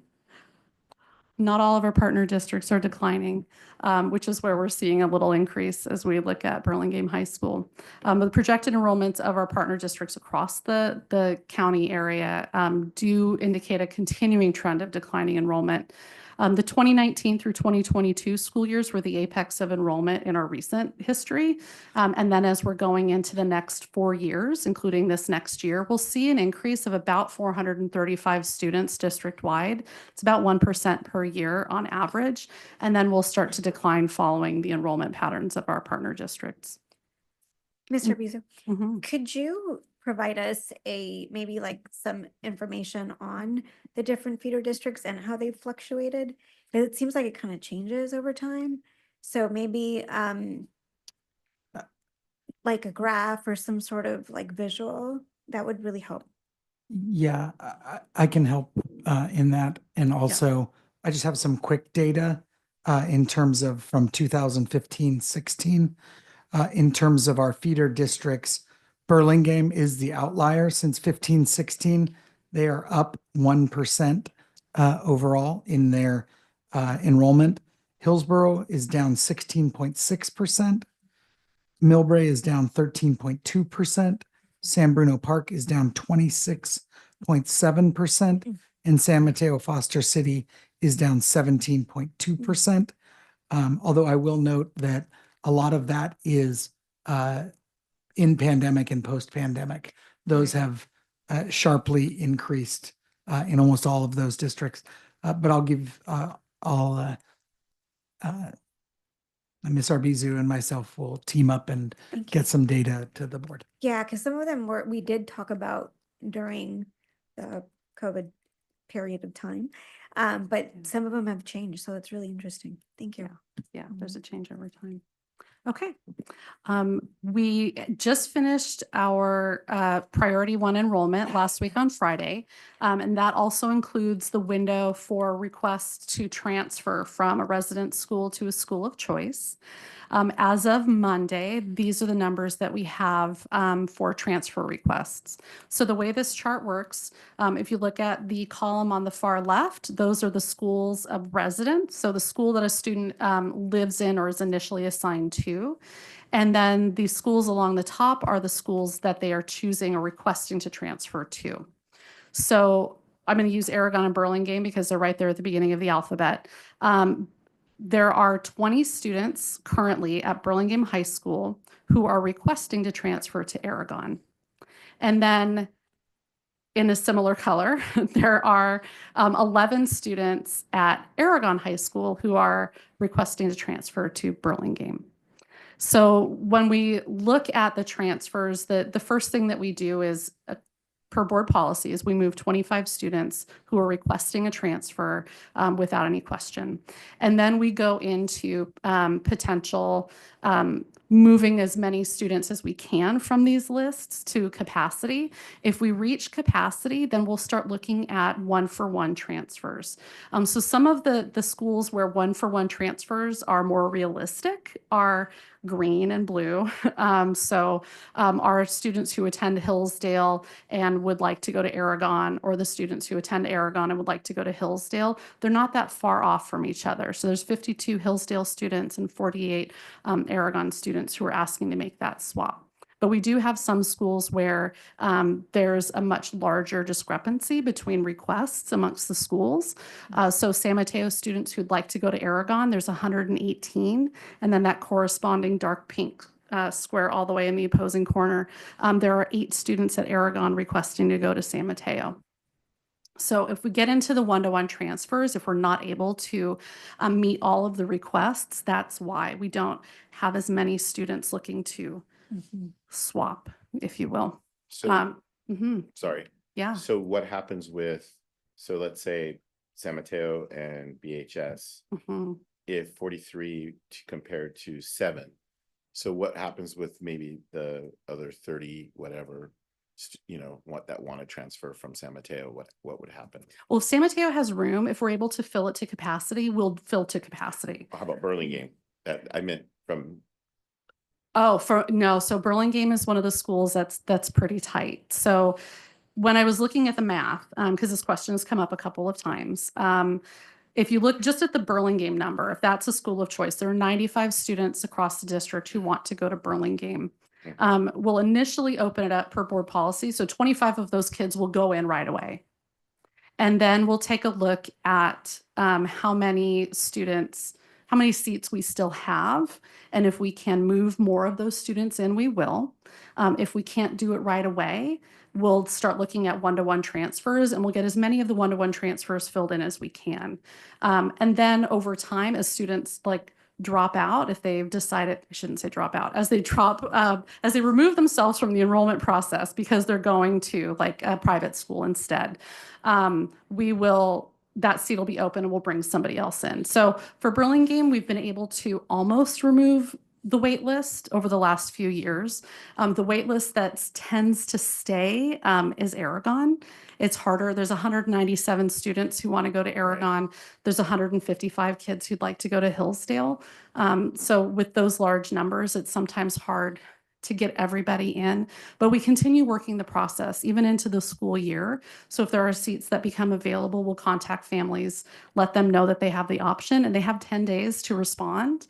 So if we have somebody who's moved out of the area and they haven't let us know, and it's been 11 days, we'll give up their seat and give that to the next person. Yes. And is that's by lottery, right? Yes. So tomorrow we'll do the lottery, and it assigns everybody. It's all done inside School Mint. So we press a button, it assigns everybody a random number. That's how the numbers are created. And we just go through that process. So it's very objective. There's no subjectively moving somebody up, in the ranks at all. But is the lottery only for 8th graders? Yes. Okay. So we'll go in, my next slide talks about how we Okay. work with all the other kids. Yeah. Are there any other questions about this slide? Wicked. Okay. So the recommendations overall is to use the moderate model of enrollment projection that allows more enrollment capacity and staffing checks. And we'll keep looking at how many students we have at each school over the course of the next semester to make sure that we're properly staffing all of our schools. So right now we're recommending an overall staffing capacity of 8735. We are not recommending decreasing staffing at any of our sites. We're in pretty good shape. We are recommending that we increase staffing at Burlingame, Cappuccino, and San Mateo, and that we maintain the staffing capacities that are currently in place for Aragon, Hillsdale, and Mills. The lottery and the interdistrict transfers, that's going to take place tomorrow morning.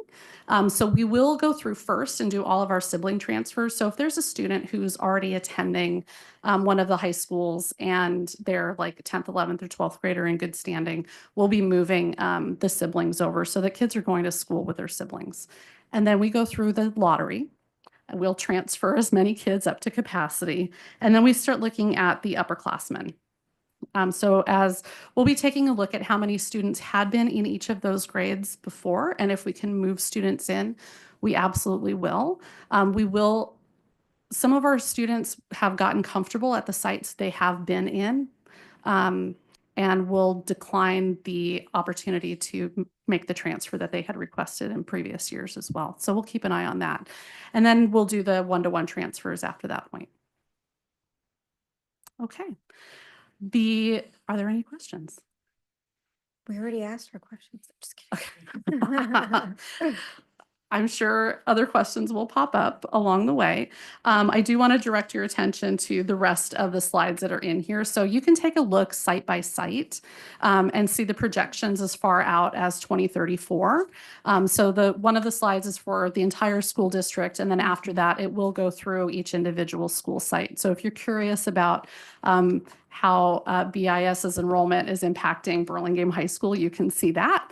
It goes up and then it starts to come down at some point. And then all of our schools are included in here. Okay.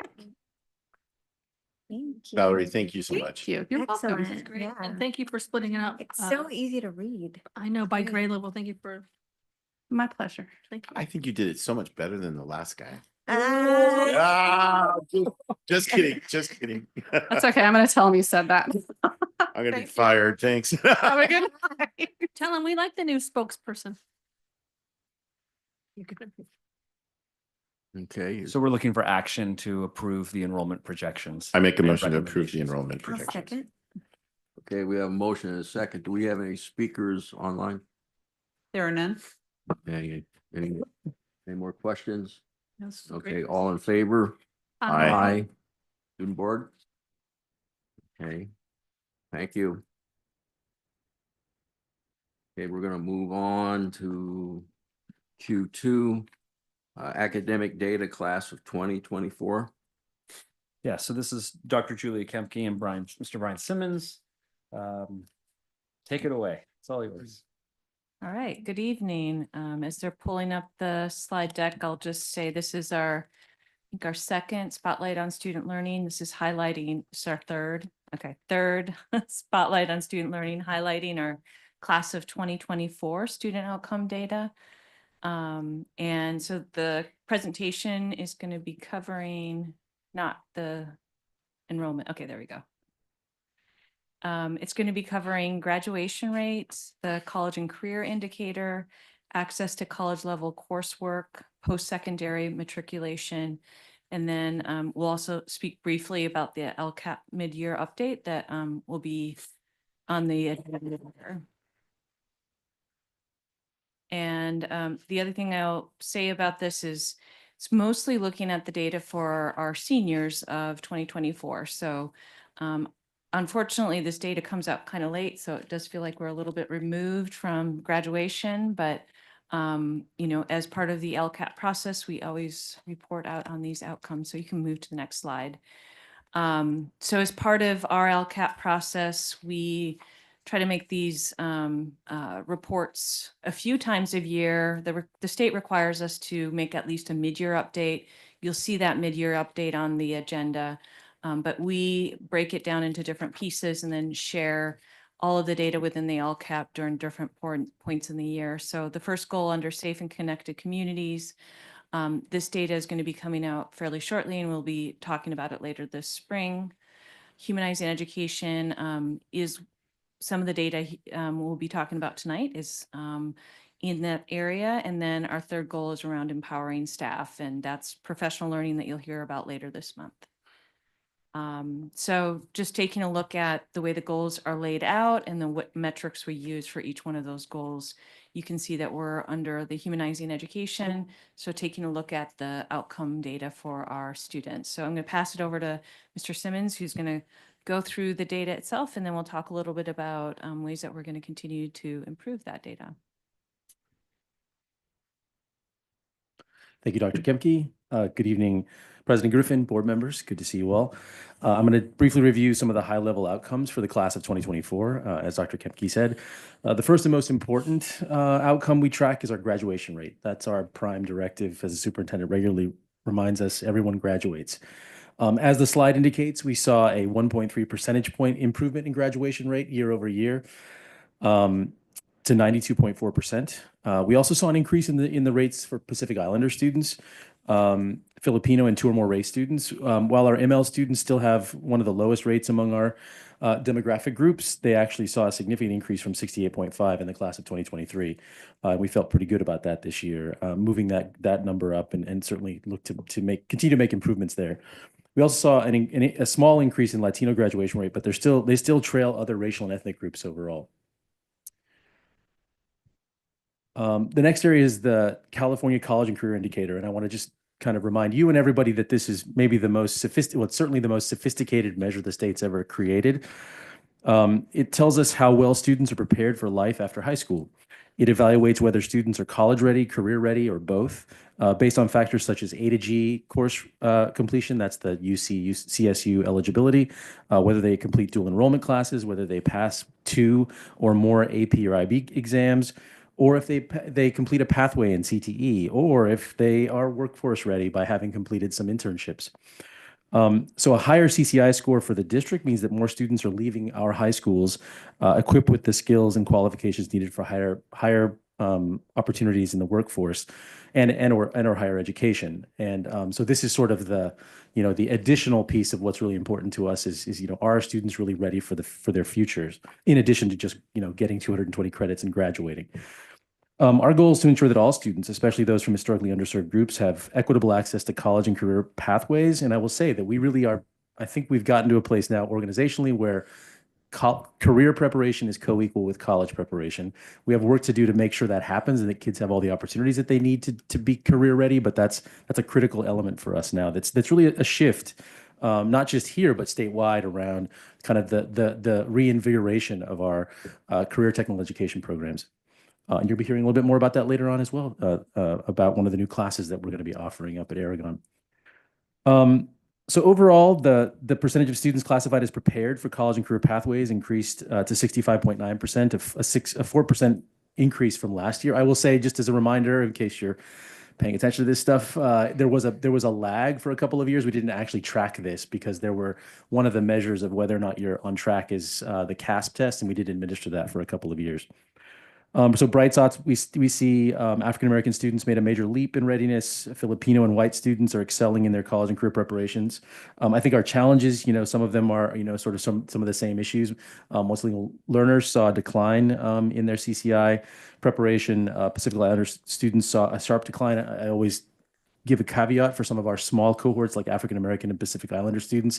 They are small groups of students, no more than 20 to 40 students in that class. So they are subject to significant fluctuations in their outcomes. For 2 or 3 students do better year over year, you see a significant growth or decline depending upon in those particular groups. And homeless student readiness dropped to 18.2%. This is a very small population of the district, but one that both the state makes us a document, but also is one that we care about making sure that we're paying attention to. So even though it is a small cohort of students, fewer than 100, we are concerned about that number as well. And again, there's overlap among these groups, right? Among our multilingual learners, our Pacific Islanders, and our homeless students. There's an overlap, and Latino students. There's an overlap there in those demographic groups. I have a question about the homeless students. So students that are in a house, how are they calculated? How are you recording that information? Because it's sometimes very difficult to do that. So I'm just curious. So once you're identified as homeless through whatever means, whether it's in 3rd grade or 10th grade, you're ever homeless is the sort of phrase that gets used in the data parlance. So you're actually counted as homeless, even if you're not actually unhoused currently. And the idea is that it's just a way, because once you've been unhoused, it's probably that your life is fairly precarious. So usually it's through the homeless liaisons that we have at the school sites. That's the people that they're the intake, if you will, and then we document that in our student information system. And how many students do you think are not being counted? I think a fair number. I think we're pretty clear. I think statewide that's true as well. That it's pretty clear that the number of students because students don't always think they're unhoused if they have a place to stay. The official definition versus what they think of themselves. So yeah. Yeah, we've been in equity advisory, right? That's what it's like, what the definitions are and how the students are accepting that definition. Right. And it's obviously doesn't always feel good to kids, so they don't even necessarily want to, kind of come out about that. So can I just, Thank you. I just need clarifying. So, because you were talking about Pacific Islanders and African-American students, the smaller populations are a little bit more volatile because they're not a cohort group. We're not tracking the same kids. Well, so I'm trying to get the right answer. Correct. Here. They're different students. They're different year students, over and year. because they're different students, you may have radical change in That's why it's such a Yeah. volatile Yeah. drop and up and down. That's correct. Okay. But the group itself is actually fairly static. Some of that, she didn't give us the data on the demographics just a minute ago, but in general, our groups of African American and Pacific Islander students are relatively stable as a group. As a percentage. As a percentage of the size. overall district, yeah. But because the numbers are so small, yeah, one or two students can make a significant Make a huge difference. Yeah. Same is true with our homeless population as well, if you're thinking about small cohorts. Okay. Moving on. 59% of the students in the class of 2024 took 2 or more. So we've said as a district, right, we've sort of put 3 category of courses into the same bucket. That is advanced placement classes, international baccalaureate classes at Cappuccino, and our dual enrollment offerings, because they all ultimately yield for students college credit. So we put them all together. We used to only literally look at AP and IB, but with the significant growth in dual enrollment in the district, we added, and we actually find that in general, dual enrollment, and we've talked about this before, but is much more representative of the student population than our AP and our IB classes. Overall, you'll see there that we have these positive gains around African-American student participation doubling. Again, that it's partly the small cohorts, but good news nonetheless. Filipino student participation rose significantly. We continue to have sort of some of the same kinds of equity concerns. Multilingual learner participation dropped pretty significantly. Our Latino student participation slightly declined, down to 32.6%. And our Pacific Islander students, continue to be underrepresented in these courses. I mean, it's really why when we come back later this spring to talk about CTE and dual enrollment, it's one of the, we're really putting a lot of energy into that, and we have some new grants to help us invest in some of that, which we'll be telling you about. And so then the last area of the data, and again, there's this like a 25-page document that you all had to look at the gory details of all the charts and whatnot. So this is just trying to give you a high-level summary. The bright spots in the class of 2024, that they showed a strong post-secondary enrollment overall, that around close to 80% of our students enrolled in a post-secondary institution, maintaining a pretty high level of college going among our students, post-secondary going. More students are choosing 4-year colleges over 2-year institutions, which is interesting. There's sort of been some increase there because traditionally the majority of our students go to community college after high school. And then white and Asian students maintain consistently high college enrollment rates. And clearly they're very prepared for college, and they tend to persist as well when we look at the persistence data. And actually, the National Student Clearinghouse, from whom we get this data, this data organization, they've created some new persistence reports. We'll be bringing those to you in the next year. I'm actually meeting with somebody next week to learn more about these new reports that they've got that tell us more about what happens to students when they leave us, because that's often sometimes been a bit of a black box.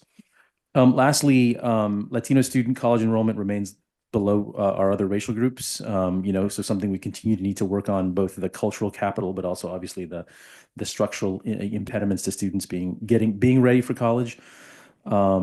I also want to just quickly call out one of the things that we do in the summer that I think is really great in our district is we provide actually post-high school support in the summer. We usually have about 1,500 students. There's this phenomenon called summer melt, where students basically graduate. They're supposed to go to a community college or a college, and they don't make it because they mess up some step of the process, or they miss some detail, or they just don't know how to do it. And so we have staff that we hire.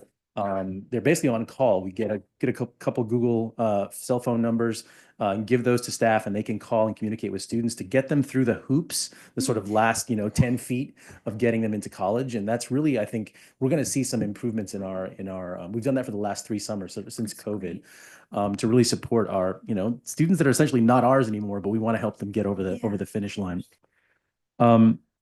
And then lastly, I just wanted to say students with IEPs are less likely to enroll in college. And so we know we need to continue to build out our transition programs. And we do have good, strong transition programs. It's just making sure that all of our students take advantage of them. Question. With the IEP, with the students with the IEPs, within the different community colleges, at least, they do have the disability student programs. And so how, are there any sort of type of ambassadors or somebody that can come to the district and provide that information, that there is support?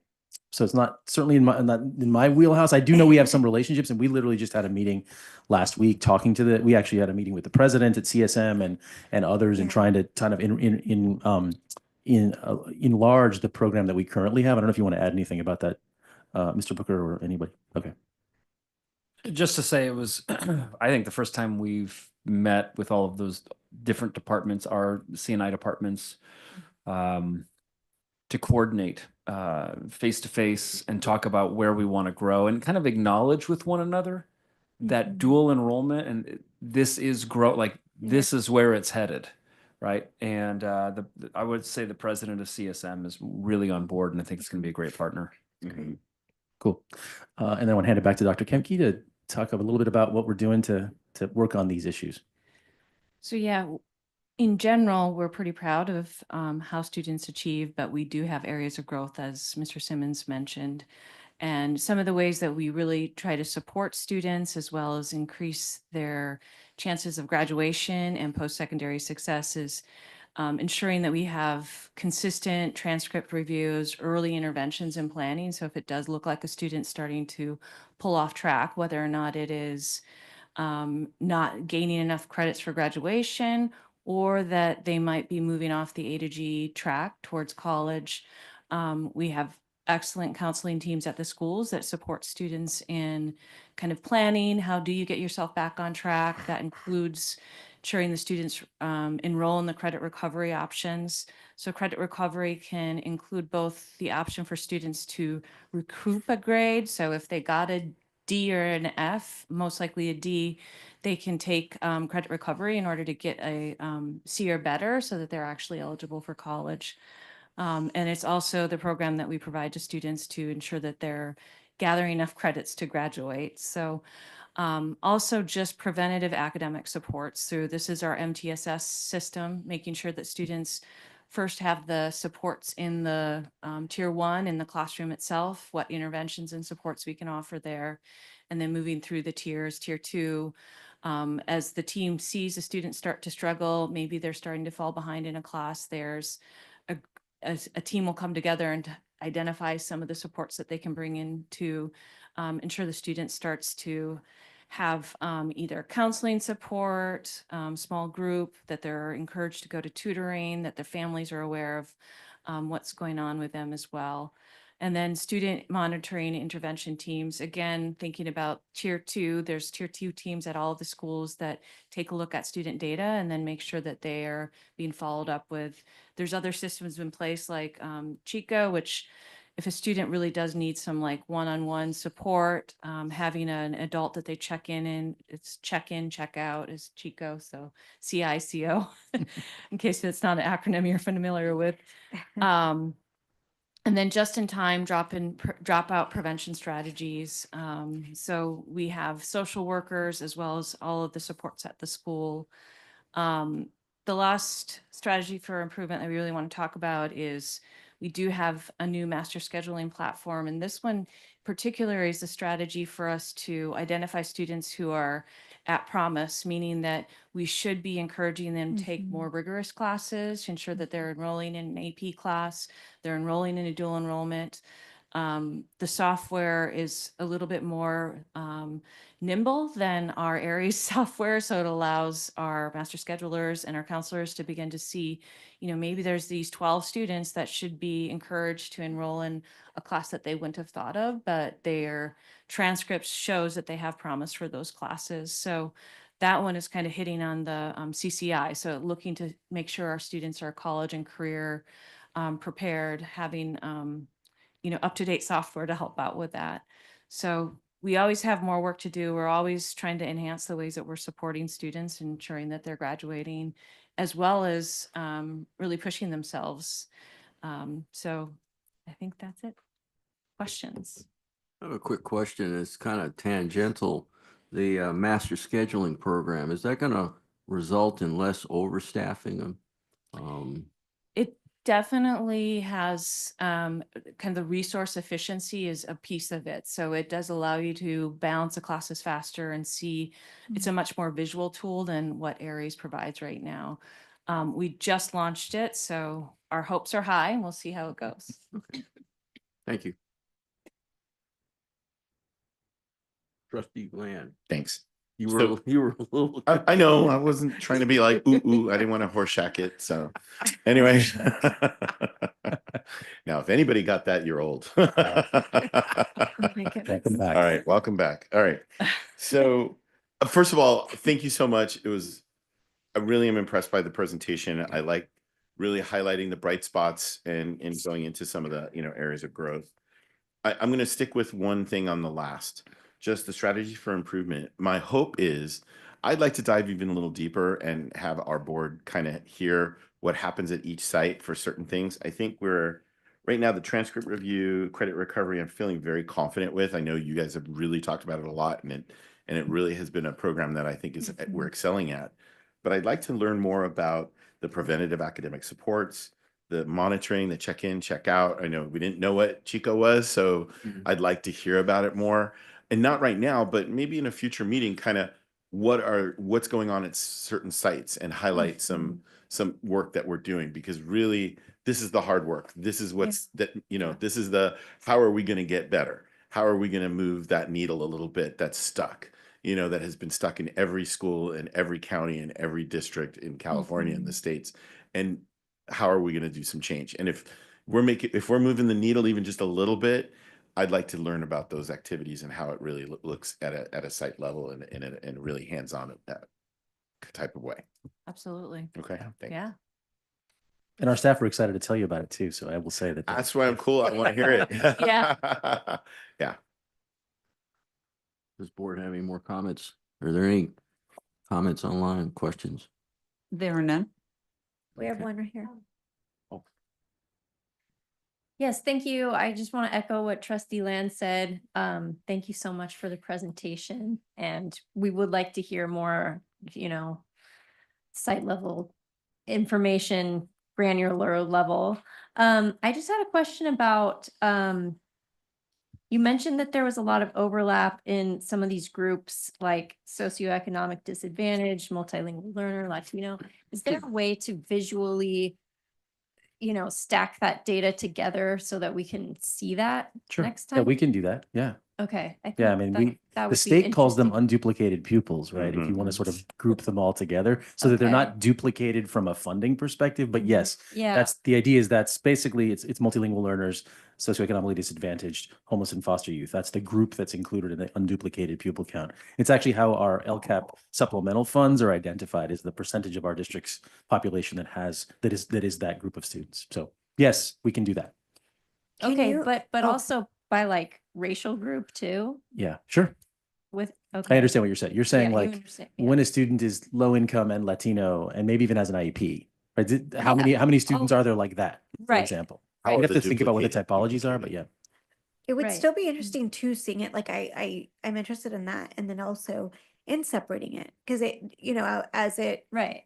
as it relates, and then how different is it? Yeah, that'd be really interesting. Yeah, I'm saying as an add-on, not Yeah, as the yeah. replacement Gotcha. too.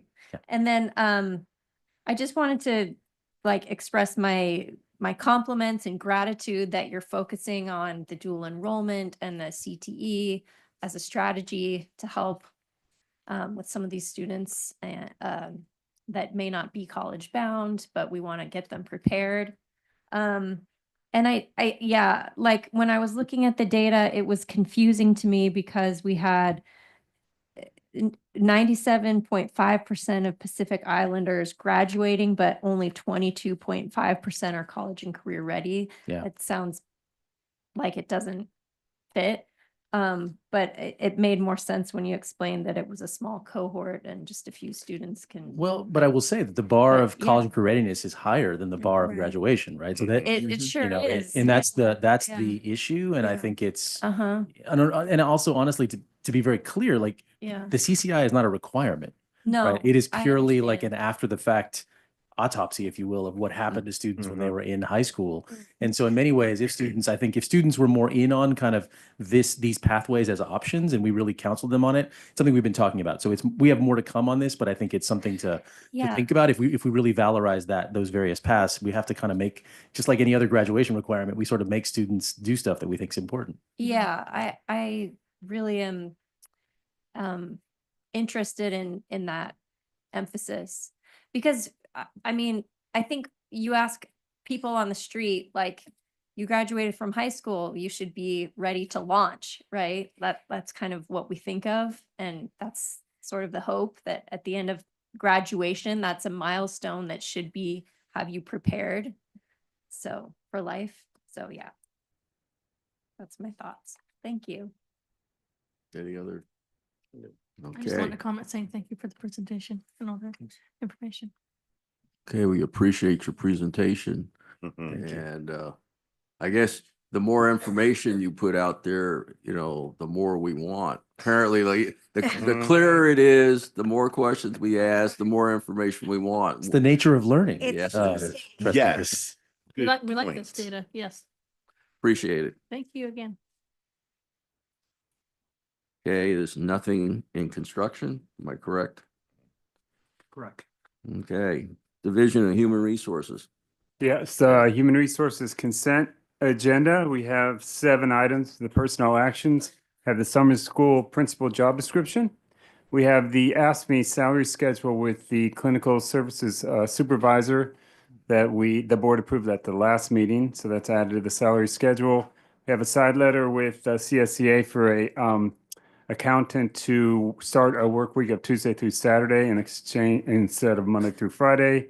We have a memorandum of understanding with the CEA on summer school pay for the last 3 or 4 summers concerning sick leave and vacation pay of Juneteenth. And then we have a memorandum of understanding for healthy heart checks for our student athletes going into next season, starting in August. We'll have these at 2 school sites. And then we have our usual student transfers to SMACE. And that's the consent agenda. I'll move to approve the consent agenda if there's no comments. Second. I'll second. Okay, we got a motion and a second. Do we have any discussion by the board? Do we have any discussion? There's no cards up here. Any online There's none. questions? Okay, all in favor? Aye. Aye. Aye. Thank you. Division of Human Resources. Yes, we have the personnel actions addendum, and we do have the recognitions that Craig referred to.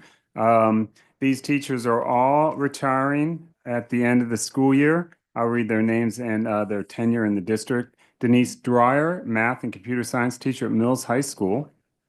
She works for 35 years in the district. Stephen Earl, video, digital photo, and CTE teacher at Burlingame High School. He's worked in the district for 32 years. Wow. Cynthia Skelton, our drama teacher at Burlingame High School. It's been with the district for 29 years. Whoa, I didn't know that. Michael Gibbons, special education teacher at Aragon. He's worked in the district for 26 years. Christian Balmy, physics teacher at Burlingame High School. Worked in the district for 30 years. Sally Saboti, chemistry teacher at San Mateo High School, has worked in the district for 33 years. And all those teachers are retiring at the end of this school year.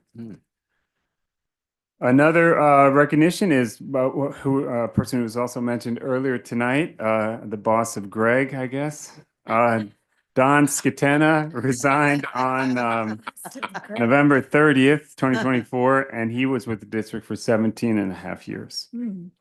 So those are the personal action addendum. And he does a really good job at the enrollment projections too. So I just want to say that.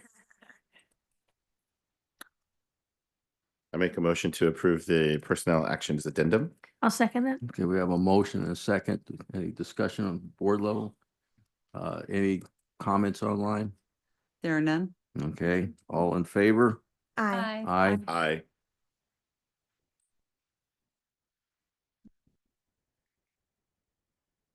Okay. Item 2. Item 2 is the classified reclassification recommendations. Each year, the district and the CSEA form a reclassification committee that looks at specific job groupings on a rotating basis. This process has several steps. The first part is to look at the job duties and verify them by the supervisor, and then revise the job description to match the current duties. And then the next step is to compare those job duties and their pay with similar jobs and pay at other neighboring districts. And that then results in an assessment of where our jobs sit in relation to similar jobs in neighboring districts.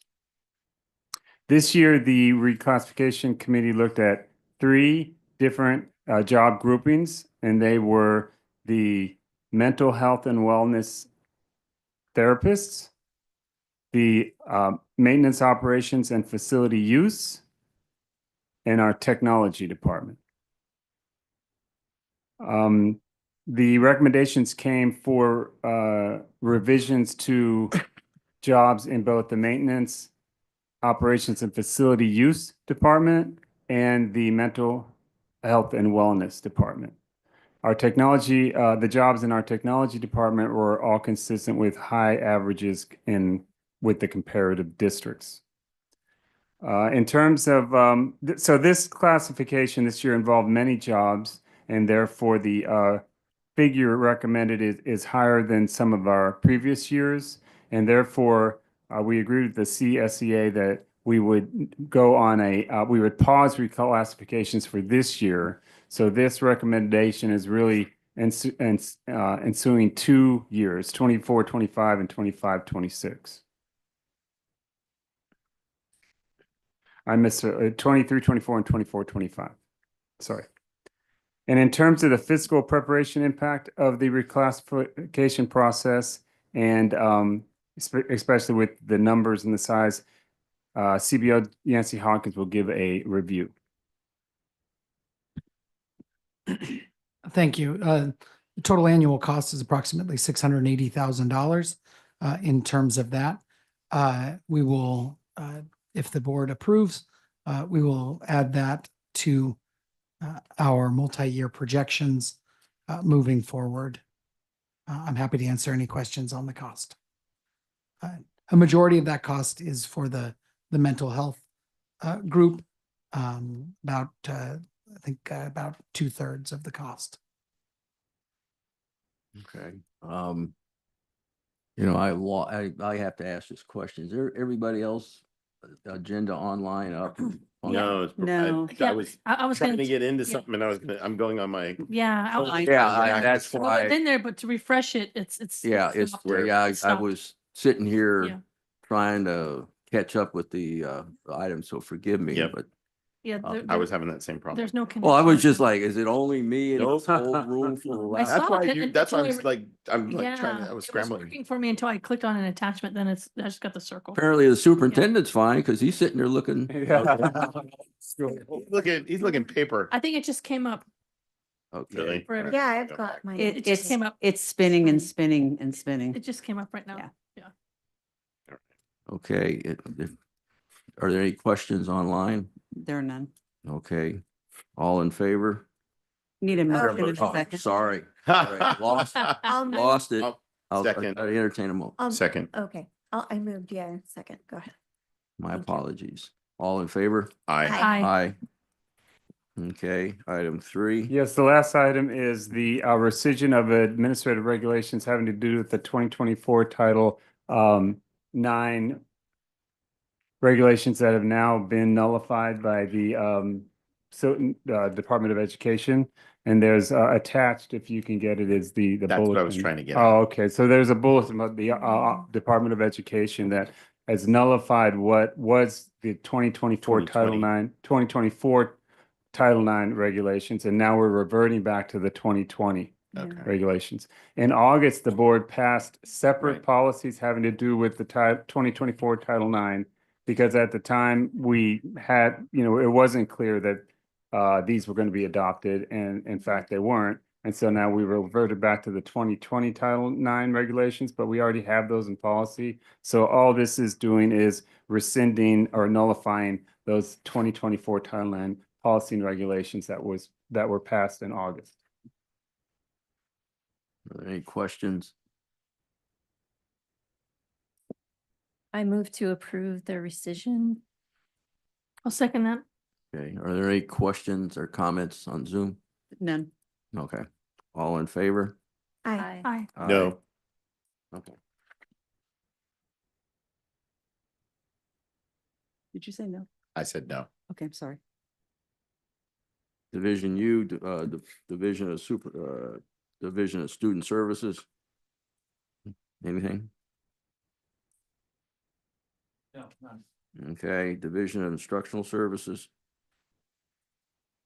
Yes, this evening we're going to present the LCAP or Local Control Accountability Plan Mid-Year Monitoring Report for 24-25. This is a requirement by the state. It requires board action for approval, but I'm going to hand it off to Julia Kemke. The mid-year report is attached to the agenda. And as Superintendent Booker said, this is a requirement by the state. So it includes a lot of data and is kind of the update that the state requires. We, as I've mentioned, we try to bring an update on metrics and how we're doing with these different components of the LCAP throughout the year.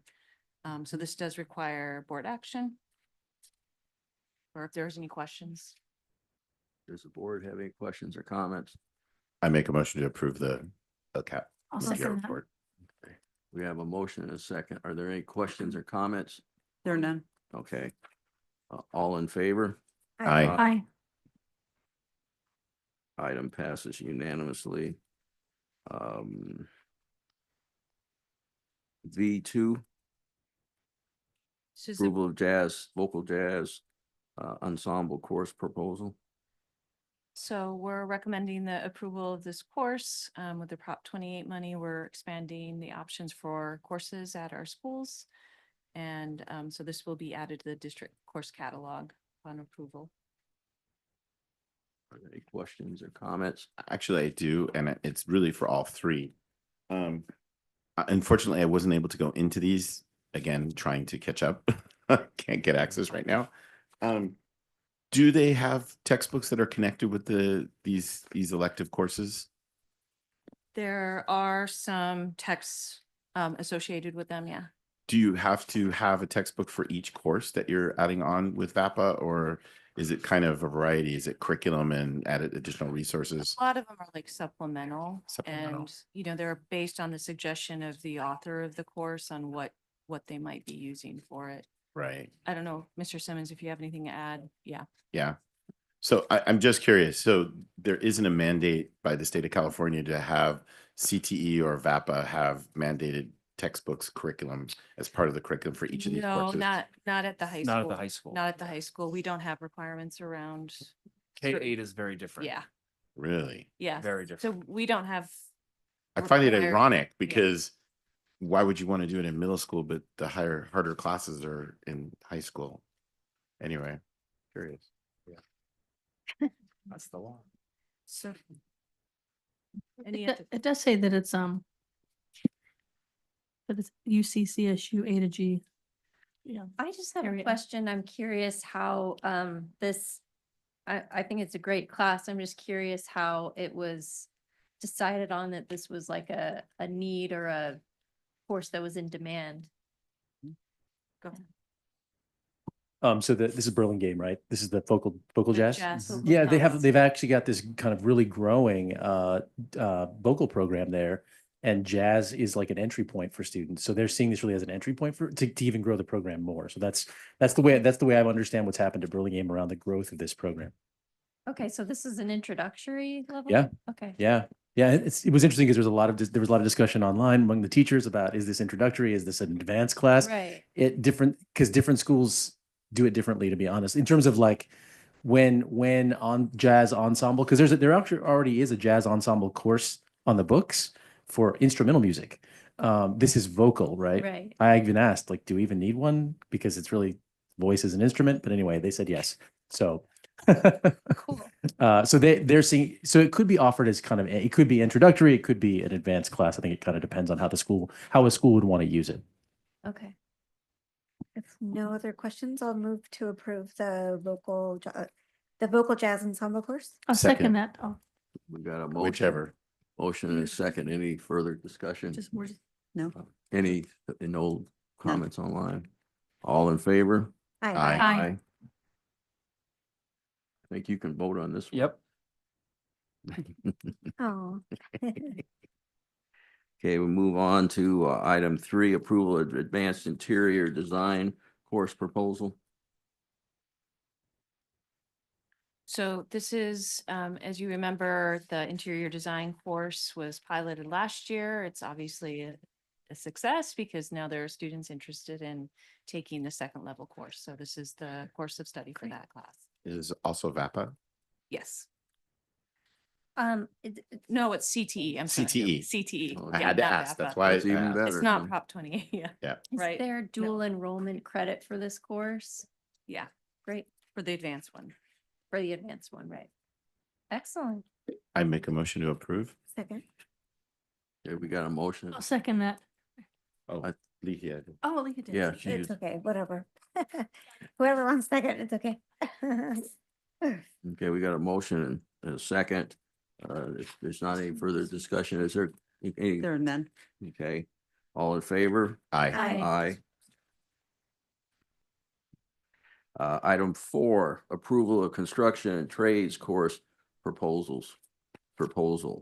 And I believe there are public comments and people have been waiting very They've been Thank patiently. you for being Yeah. so Very patient. patient. I just want to say I'm very happy to see this. Yeah. Me too. So I'm going to call on you. Let's see, 1, 2, 3. We got 4 comments. Dan Pasini.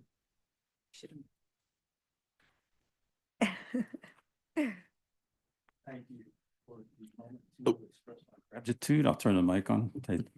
Technology. For the moment to express my gratitude for something I think you can all be really proud of. My name is Dan Pasini. I am retired president and inside journeyman wireman for IBW Local 617 in the county. Also taught apprentices there. Currently, I'm the program director and lead instructor for the trades introduction program in the county that serves the adult population at large to look at what the trade is about as a viable option for themselves. But I'm here to speak tonight as a member of the Building Trades Academy, in the North American Building Trades Unions and Trades Future, which oversees the distribution of the MC3 multi-craft core curriculum across the country. I am an instructor at that program, train the trainer, seen a lot of high schools across the country adopt the program, take the MC3, which is designed to treat all the folks that the trades ignored for many years to get that viable option exposed to them, to explore it and see if it's going to work for them. I am excited, to say the least, about the adoption of that program at Aragon High School. It is the first school, as you well know, in this county to adopt that program. I'm here to just tell you simply one comment that was made at the time that happened, when Nicole Schwartz was still the director or my supervisor for the instruction of the MC3 back in Washington, D.C. She has been involved in many, many years, 10 to 12 years of trying to get this program into high schools across the country. We train many programs still online via Zoom to get the program into their high schools. She said Aragon High School was the best, not one of the best, but the best high school. Seamless effort to get the MC3 into that school. The team there, Aaron, Queenie, Shannon did a phenomenal job of representing, had everything lined up. We have seen other districts in California fail at the effort after a while, that they would get it started and would not last the semester of the year. The team at Aragon did such a phenomenal job of getting that ready to go. The support that was needed to make it succeed. The folks in Washington, D.C. were just, to say impressed is an understatement. So that's something I think y'all can be proud of. Thank you. Thank you. Thank you. Peter Lang.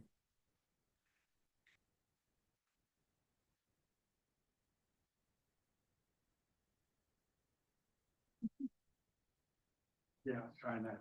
Hello, everybody. How you doing? First off, excuse my lack of experience, first time speaking this forum.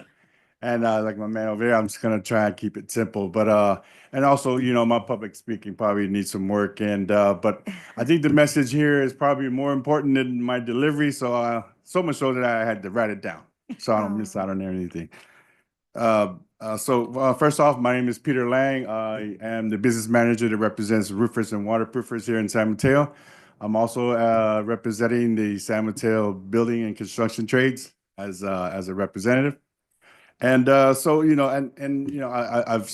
here and listened too, because I think for a long time, I think the main narrative is that, success after high school is going into college and other career paths that may have not, been spoken like say our path, the apprenticeship programs. So, but these are great paths, don't get me wrong, but they are not the only paths. The building and construction trades have provided generations of hardworking individuals with stable careers, financial security, and deep sense of purpose. And yet many students don't hear about these opportunities early enough. That's why Aragon High School, doing this tonight, adopting a construction and trades class using the MC3 curriculum, is so important. This isn't just about offering another elective, it's about opening doors and creating pathways for the students to explore careers that are fulfilling, financially rewarding, and essential to our communities. Because our work goes beyond building structures, it builds communities. The schools that we build and maintain and upkeep, of course, provide environments for learning and growth, like healthcare facilities, offer healing and support to those in need, infrastructure, projects enhance accessibility and mobility, and most importantly, we leave a long-lasting for future generations. It's good that we instill this, that we are more than just a career, that we make these things happen, So a key part of this opportunity is safety. I was part of to help this pilot program come along. I taught the class of OSHA 10, right? Just to let them know that, the dangers that they're expecting and whatever is necessary that's needed to keep them safe, to recognize any of these hazards that are new to these students. It was kind of interesting, though. I'm used to teaching apprentices and, those that are adults that have life experiences, but teaching students that are brand new, don't know much about careers yet, it was challenging, but to see the curiosity and how much they wanted to learn and how interested they were, I mean, it felt good, felt good. To the students who took the OSHA 10 class and found themselves intrigued by the possibilities, you now have a new choice and a real exciting one. A career in the trades isn't just about earning a good paycheck, it's about building something meaningful and contributing to the world in a way that lasts. And to the educators and the board members here tonight, thank you for embracing this vision and for recognizing success comes in many forms. By providing this opportunity, you're not just teaching students what to learn, but showing them that there are a lot of possibilities out there. Thank you for your time. Thank you. Matt Russo.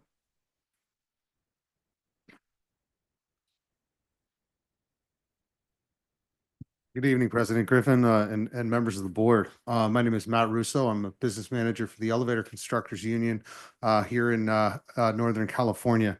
I want to thank you all for your foresight in what is really reinstating an old idea. The building and construction trades are a path of the middle class for a lot of Americans. And we've shown time and time again that you don't need a college education to have a successful life, to raise a family, to have a home, to have healthcare and a pension, to live the American dream. Now, I certainly admit that college is a pursuit worth chasing for many students. And as I have told my own kids, nobody can ever take your education from you. But we are acutely aware that college isn't for everyone. And we're here to say that that's okay too. And if college isn't for you, then maybe we are. Aside from that, there's a certain satisfaction in possessing the skills to perform hands-on tasks and the confidence in saying that I built that, I fixed that, I made that. And that confidence is immeasurable for teens and learning about themselves and growing into young adulthood. We're happy to be here and happy to support you, your programs, your job fairs, and your students as they navigate through high school and into the next phase of their lives. We will be at Aragon's Career Fair, and I just lost my place. And we will be available to assist you with fundraising ideas so that you can purchase the supplies and tools needed to perpetuate this program, giving all students hope for their future. On behalf of the 1,500 elevator constructors in Northern California, I thank you. Thank you. Thank you. Bart Pantoa.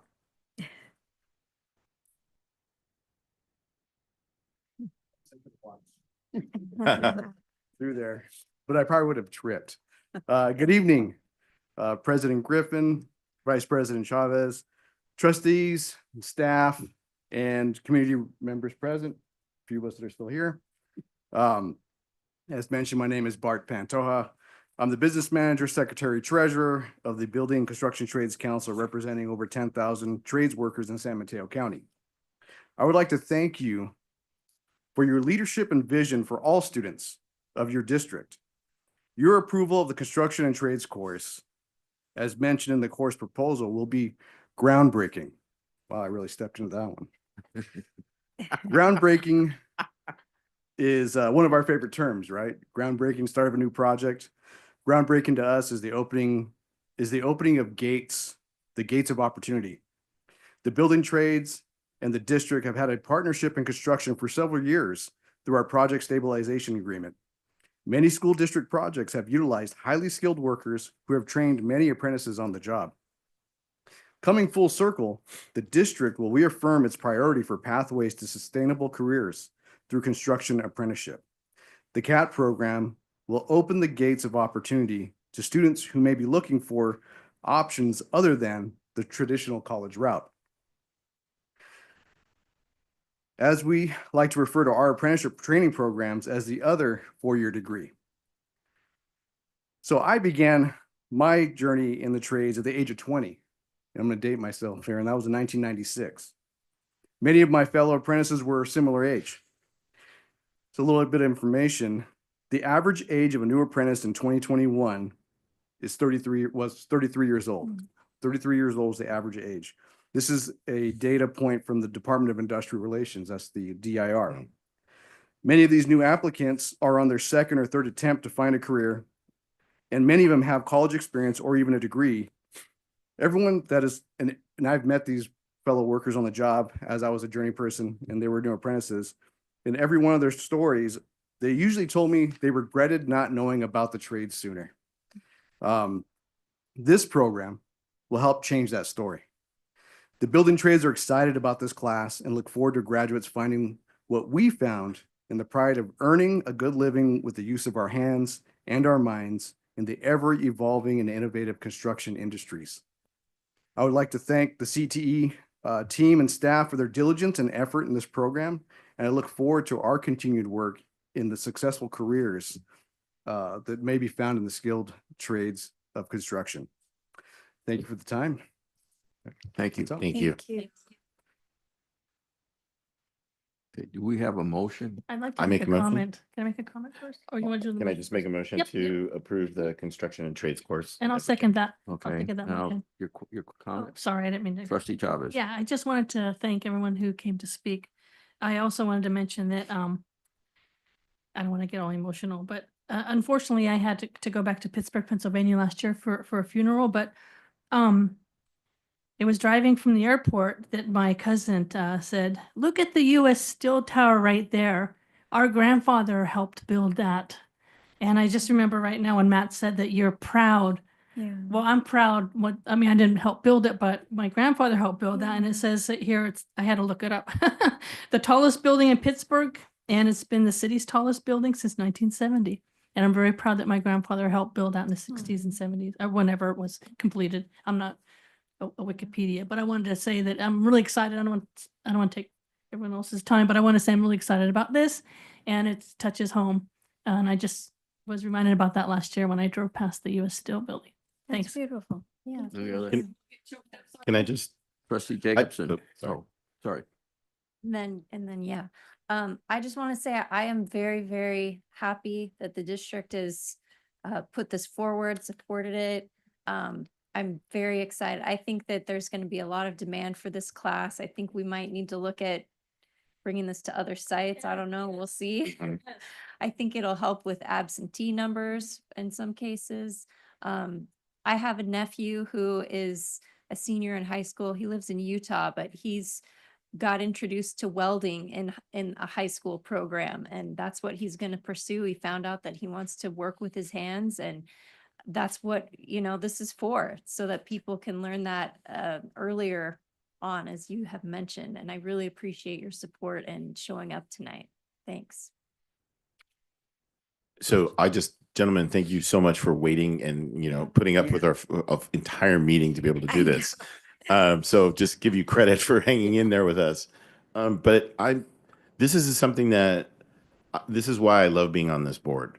I mean, I've been on this board for many years now. Well, not as many as Bob, but I have got to say that there are moments like this that make me so proud of our district, because we do things differently. We expand, we look for more than one opportunity. We don't see just one way to go through school. And this is just a great example of that. And I do agree with Trustee Jacobson that we're going to need this at more than one school, but this is exactly what we need.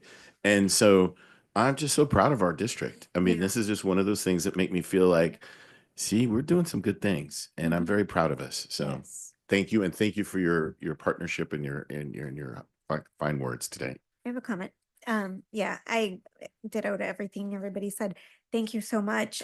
This is an excellent opportunity for our students that don't see themselves in other pathways. My partner, before he has a spinal cord injury, but before his injury he was a bricklayer, and then he also did hardwood floors. And he said that it was like the most rewarding work that he's ever done. Because he built with his hands, and just like what Trustee Chavez said, I built that, seeing gymnasiums that he had built, he's like, oh my gosh, I did that. So it's that sense of pride. We have so many students right now that don't have that hope, and that sense of like a pathway to their future. And so you're going to be so instrumental in the future of so many of our students. So thank you so much for being here and for, putting up with all of this. But I really appreciate this. Thank you. Okay, well, I do thank you, and I'm not going to pile on after everybody has pontificated. The one thing I will say that years ago we had a relationship, particularly when the project stabilization agreement came about, that was much closer. And I was thinking back how we got farther apart, and sometimes changing key people, leadership and boards, and we kind of, we started focusing on other things because that was always considered a viable pathway to, a very good career, with a lot of tradition and stuff. And so I'm glad to see we're bringing it back. So thank you for your time. If we had medals, what was it? What was the candlestick? If you stayed for the extra inning games, you got the Prada candlestick. If we had a Prada candlestick, I would award it to all you. So We also just take a moment to introduce the instructor. This is Aaron Apperson. Did I say your name right, Aaron? Yeah. Aaron, excuse me. Thank you. So everyone else spoke except for the instructor. So, and he's the one who wore a tie. Yeah. So thank you. Yeah. Thank you so much. So, okay, we've got a motion.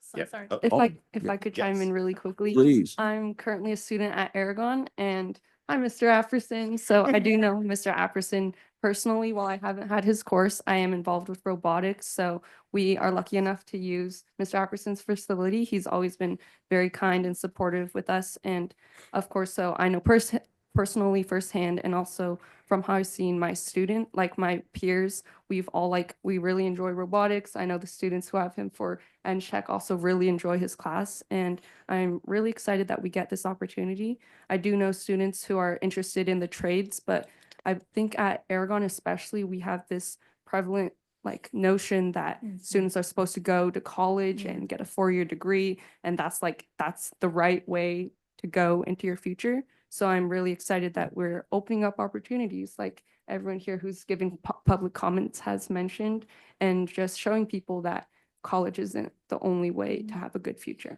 So thank you. Thank you. Thank you, Emily. Thank you for sharing. Yeah. Okay, we've got the motion, we've got the second, we've got everybody in the room's had a word on this. How do we vote? Aye. Aye. Aye. Okay. Thank you. Enthusiastically. It passes unanimously. We're going to move on to the Division of Business Services. This is for Yancey Hawkins. It's all yours. Well, I'm pretty sure I'm going to get just as many wonderful accolades for the governor's budget as Wait, on the that governor's budget, wonderful, really? program. No, thank you guys for being here.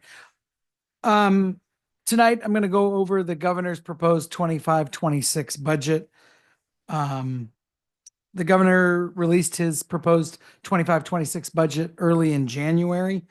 I want to just note, as always, that we are fairly insulated from the state and federal budget, but it does create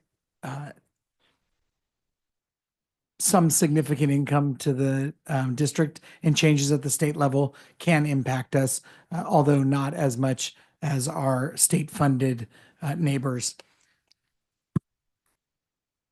It's a pretty vanilla budget at the state level in terms of schools.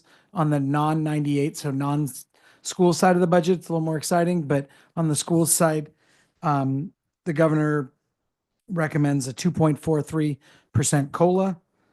And then the two things that impact us that he is proposing is a one-time block grant. So potentially some one-time funds that would be relatively unrestricted, but not totally unrestricted. And then some additional funds in the Learning Recovery Block Grant. That block grant was given a few years ago. And actually, we're projecting to spend that out over the course of this year.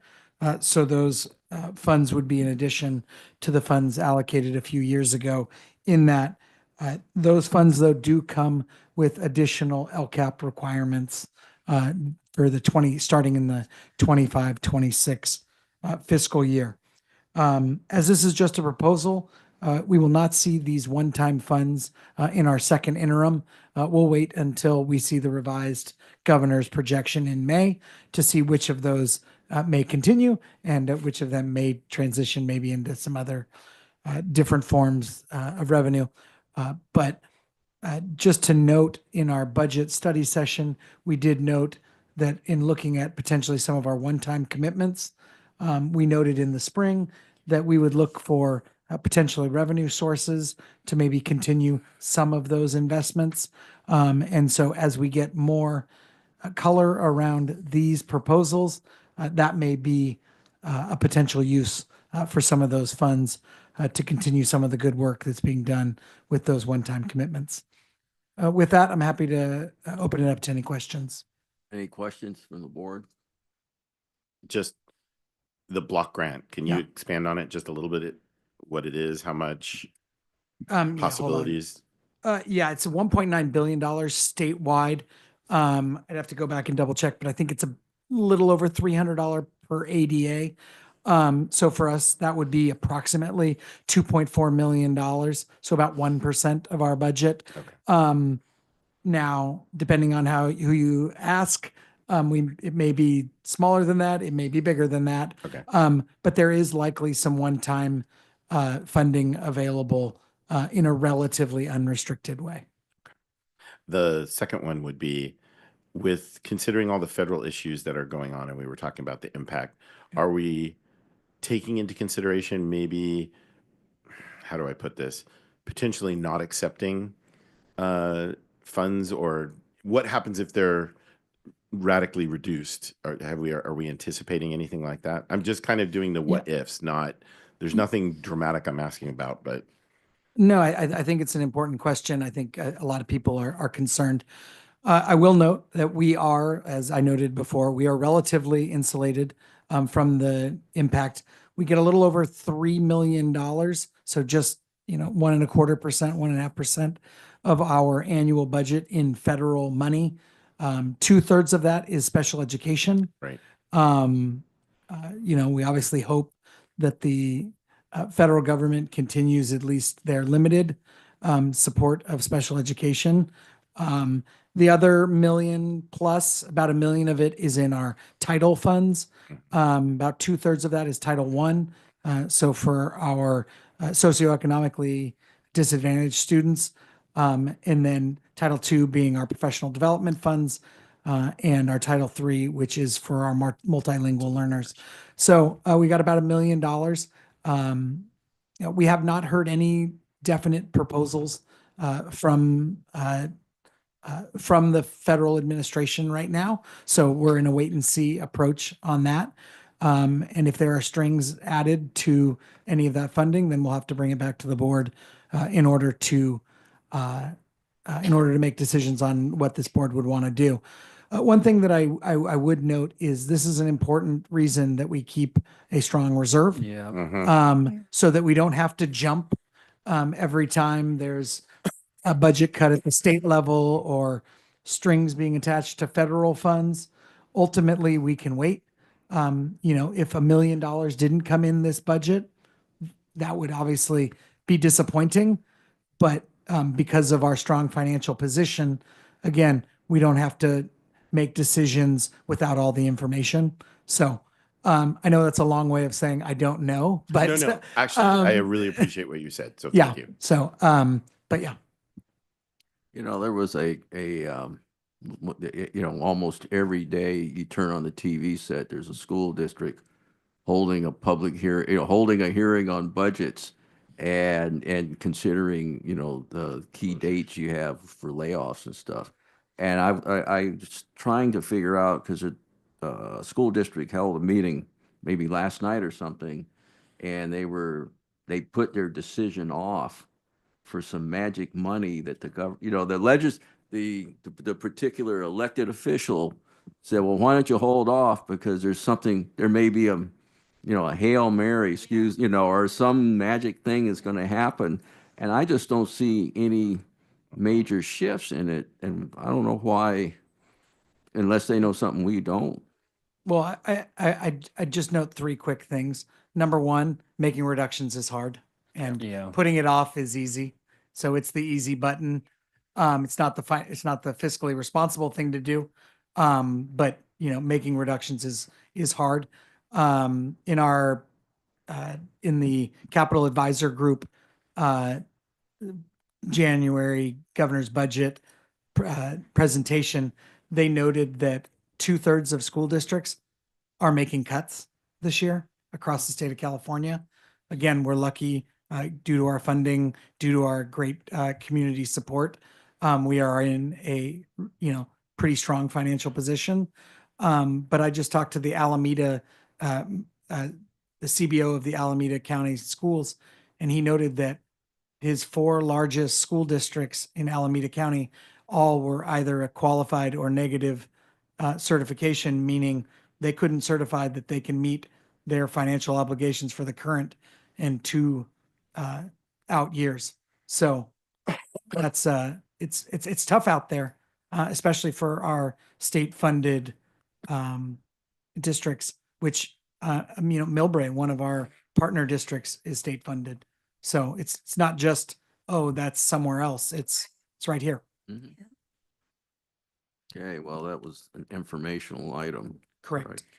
Okay, then we can go on to W2. Yeah. I'm usually just the not overly exciting guy and don't necessarily get to always bring the good news, but I just really want to celebrate the fact that very excited. The culmination of over, probably 10 plus years of work by this board, by several superintendents, and my predecessor as well. That on February 6th, the sale of the Crestmore property closed.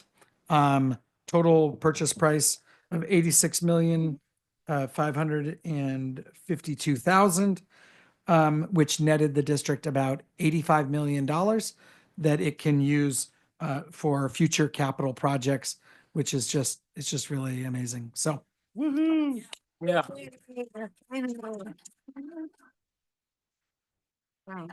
Nicely done.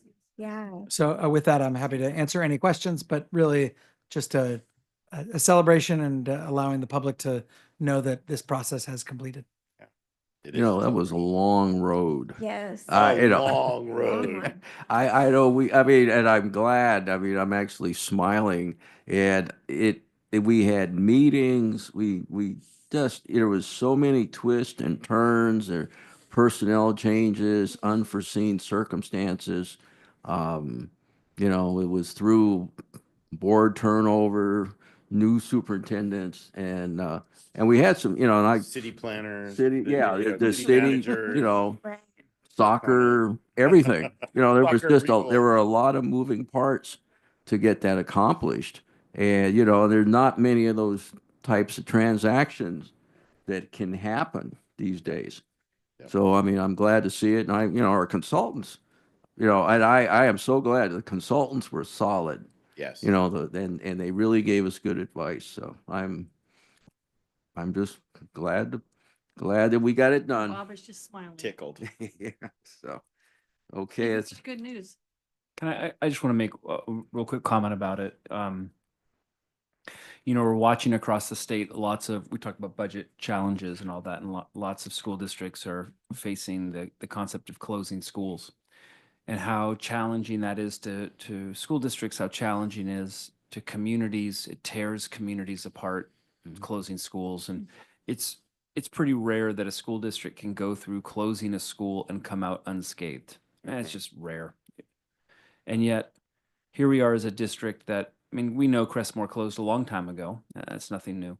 But the benefits that will come out of this sale for not only our students and educators in our SMUHSD community, with the capital improvement projects that we'll take on over the next several years with this.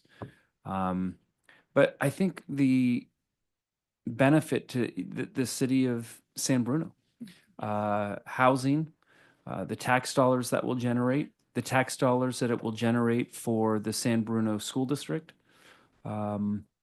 Just so many, and yeah, so many benefits from this that are beyond just our capital improvement projects that we'll see. I think it's just really,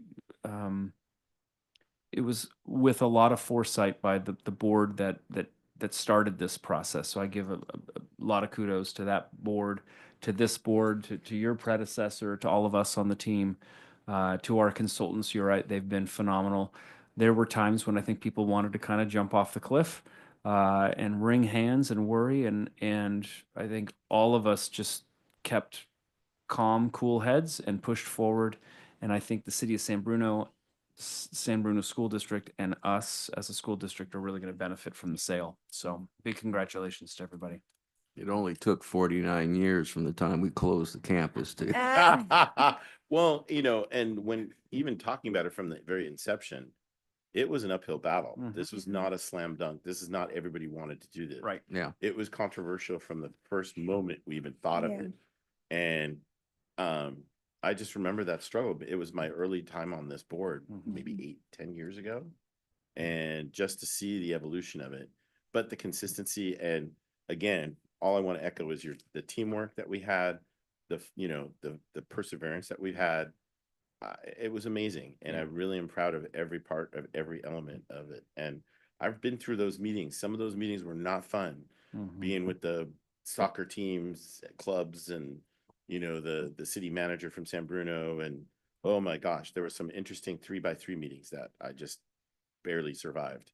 So let's keep the good vibe. Oh yeah, no, it was great. No, struggle Come also on. means good things. You know, it was not an easy battle, but we did it. you yeah, know? no, you're absolutely right. So All right. we're gonna move on to X, board operations, X1, 2025 ballot for CSBA delegate assembly. This is really important. Yeah, this is an action item. It's basically asking the board to make a motion, a second, and approve the three members listed on the ballot: Gregory Land from San Mateo, obviously Andrew Lay, Jefferson Union, and Francesca Segre, thank you, from Menlo Park City School District. I'd like to make a motion to approve all three. The delegates will serve 2-year terms. Yeah. And we can vote for 3, up to no more than 3 candidates, and there are 3 listed, so I would like to make a motion to approve all 3. I'll second that motion. Thank you. Okay, we have a motion and a second. Is there any further discussion? Okay, any online questions? No. Thank you. Okay. All in favor? Aye.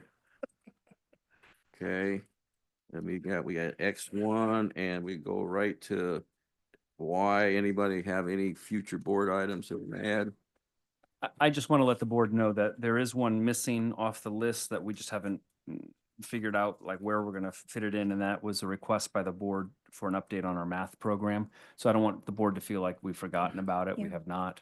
Good, I was gonna ask. Yeah, it's just not on there yet. We're still kind of figuring out where's the best spot.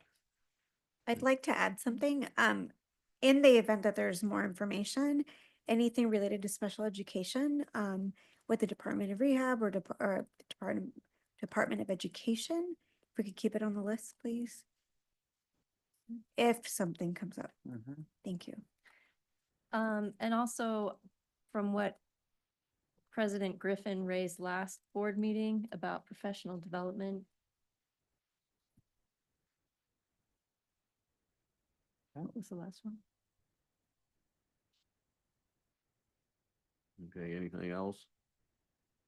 Okay, well, according to the. Oh, just the thing that we mentioned about, you know, the in the report that you guys did, the suggested going a little deeper into those interventions.